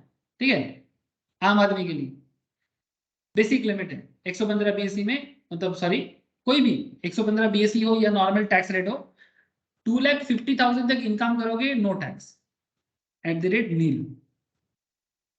अब इसमें खेल थोड़ा बदलेगा, ग्रेटर देन 2,50,000 मतलब 2.5 लाख टू 5 लाख नॉर्मली क्या था टैक्स रेट 5%, यहां पर भी है 5%। लेकिन अब थोड़ा खेल बदलेगा, 5 लाख से लेके 7.5 लाख। क्या हम लोग इतने देर से जो टैक्स रेट पढ़ रहे थे कहीं पर 7.5 लाख का गैप था सर? हाँ, 7.5 लाख का कोई गैप आपको नजर आया था? नहीं। लेकिन यहाँ पर है कि अगर आप 5 लाख से 7.5 के बीच में हो तो आपके लिए 10% का टैक्स रेट है। लेकिन नॉर्मल रेट में, ट्रेडिशनल रेट में 5 के बाद डायरेक्ट 20 है। मतलब 5 के बाद 5 लाख से 10 लाख मतलब 20% रेट देना पड़ेगा। तो अगर आप 5 से 7.5 के बीच में आते हो, आप 10% का इस्तेमाल कर सकते हो। फिर आ जाता है 7.5 लाख टू 10 लाख का स्लैब। इसमें आपका टैक्स रेट लगता है 15%। ठीक है। फिर आ जाता है 10 लाख से 12.5 लाख का कितना। इसमें आपका टैक्स रेट लग जाता है 20%। फिर आ जाता है सर 12.5 लाख से 15 लाख का गैप, जिसमें आप 25% की कैटेगरी में आ जाते हो। और एक रेट है 15 लाख से ज्यादा। अगर आपका इनकम 15 लाख क्रॉस करता है, ग्रेटर देन 15 लाख क्रॉस करता है, तो आपके लिए 30% का रेट आता है। ये 115 बीएसई का टैक्स है। जिसे इसका बेनिफिट मिलेगा वो ले सकता है, लेकिन हाँ इसका कुछ डिसएडवांटेज भी है जो मैं आपको टोटल इनकम कराने के टाइम पे बताऊंगा। डिसएडवांटेज क्या है ना, इसमें ना बहुत सारा वो सेक्शन 80C से 80O का जो डिडक्शन है ना, मानो प्रीमियम वगैरह भर रहे हो, किसी का डोनेट कर रहे हो किसी जगह में, किसी किसी जगह में आप किसी का इंडिविजुअल को मेंटेन करते हो, कोई डिसेबल को देखते हो, कोई हेल्थ इंश्योरेंस करके रखे हो, ये सब जो बेनिफिट है ना, ये सब बेनिफिट में बहुत सारा रेस्ट्रिक्शन है। तो वो रेस्ट्रिक्शन क्या है ये आपको मैं वहां पर बताऊंगा। लेकिन फिलहाल ये वाला रेट का याद रखें कि सेक्शन 115 बीएसई में कोई भी बंदा इंडिविजुअल ये रेट को यूज कर सकता है। और तब इनके केस में ये 5, 10, 15, 20, 25, 30 ये टैक्स स्लैब का इस्तेमाल हो सकता है। স্যার বলছি এখানে সিনিয়র সুপার সিনিয়র সবার জন্য কি সেমই রেট হবে? हाँ, सबके लिए सेम।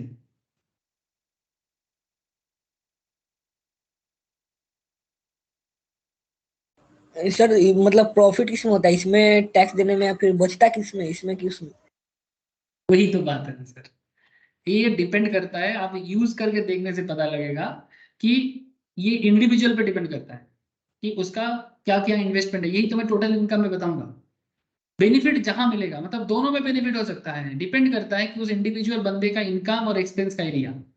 वो इनकम या तो कुछ तो करेगा, या तो 2.5 लाख करेगा, या तो 2.5 से 5 लाख करेगा, या तो 5 लाख से 7.5 लाख करेगा, या तो 7.5 से 10 लाख करेगा, कुछ तो करेगा, या तो 15 लाख से ज्यादा करेगा। लेकिन बात ऐसा है कि बेनिफिट जो कॉन्सेप्ट है वो डिपेंड करता है कि अगर आपका डिडक्शन वगैरह है ना, तो वो डिडक्शन वगैरह अगर है तो आप ट्रेडिशनल में, और अगर आपका डिडक्शन नहीं है तो आप यहाँ। ठीक है। अब ये टोटल इनकम नहीं मैं बोल पाऊंगा सर कि कंपेयर करके, एक क्वेश्चन करा सर होगा। इसमें 4% सेस इसमें भी लगता होगा? हाँ, सेल्स वगैरह सब सेम है, उसमें कोई दिक्कत नहीं है। सेल्स तो कॉमन है ना सर। अच्छा, एक नोट लिख ले sir. Yes. It may be noted that resident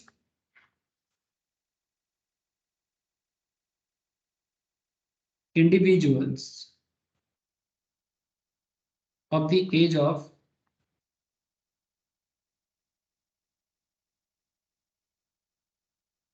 60 years or 80 years, the greater than 60, greater than 80 or more, would not be entitled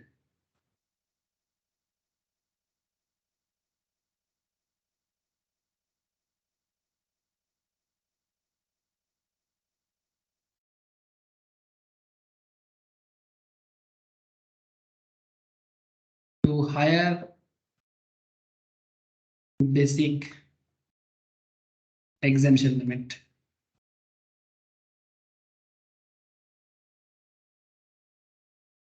That is,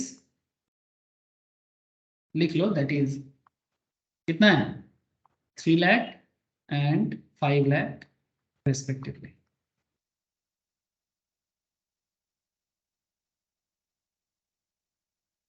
मतलब 60 साल या 80 साल वाले अगर 115 बीएससी को ऑप्ट करता है तो वो 3 लाख 5 लाख का जो बेनिफिट है, मतलब वो जो स्लैब रेट है ना, उसमें वो जो बेसिक लिमिट का जो बेनिफिट है वो नहीं ले सकता।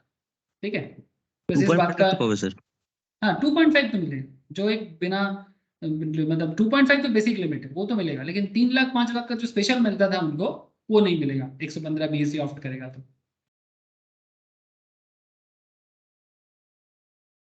ठीक है, यस सर। ओके सर, मैं आज इतना ही रखता हूँ। ठीक है, मैं होमवर्क के तौर पे आपको 2-3 क्वेश्चन देता हूँ, आप उसको ट्राई करें, बाकी चर्चा नेक्स्ट क्लास में करूंगा। कैलकुलेट टैक्स लायबिलिटी, इंडिविजुअल का ही दे रहा हूँ, जरूर ट्राई करना sir. Mister X 36 years age, हाँ, टोटल इनकम 16,20,310। ठीक है, अभी नहीं, घर पे ट्राई करना sir. Mister X 64 years age, total income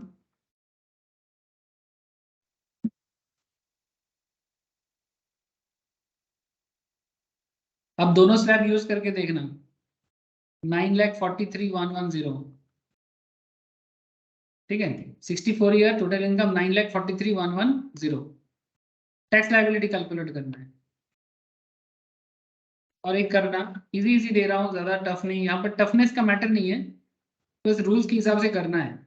Mrs X 83 year as,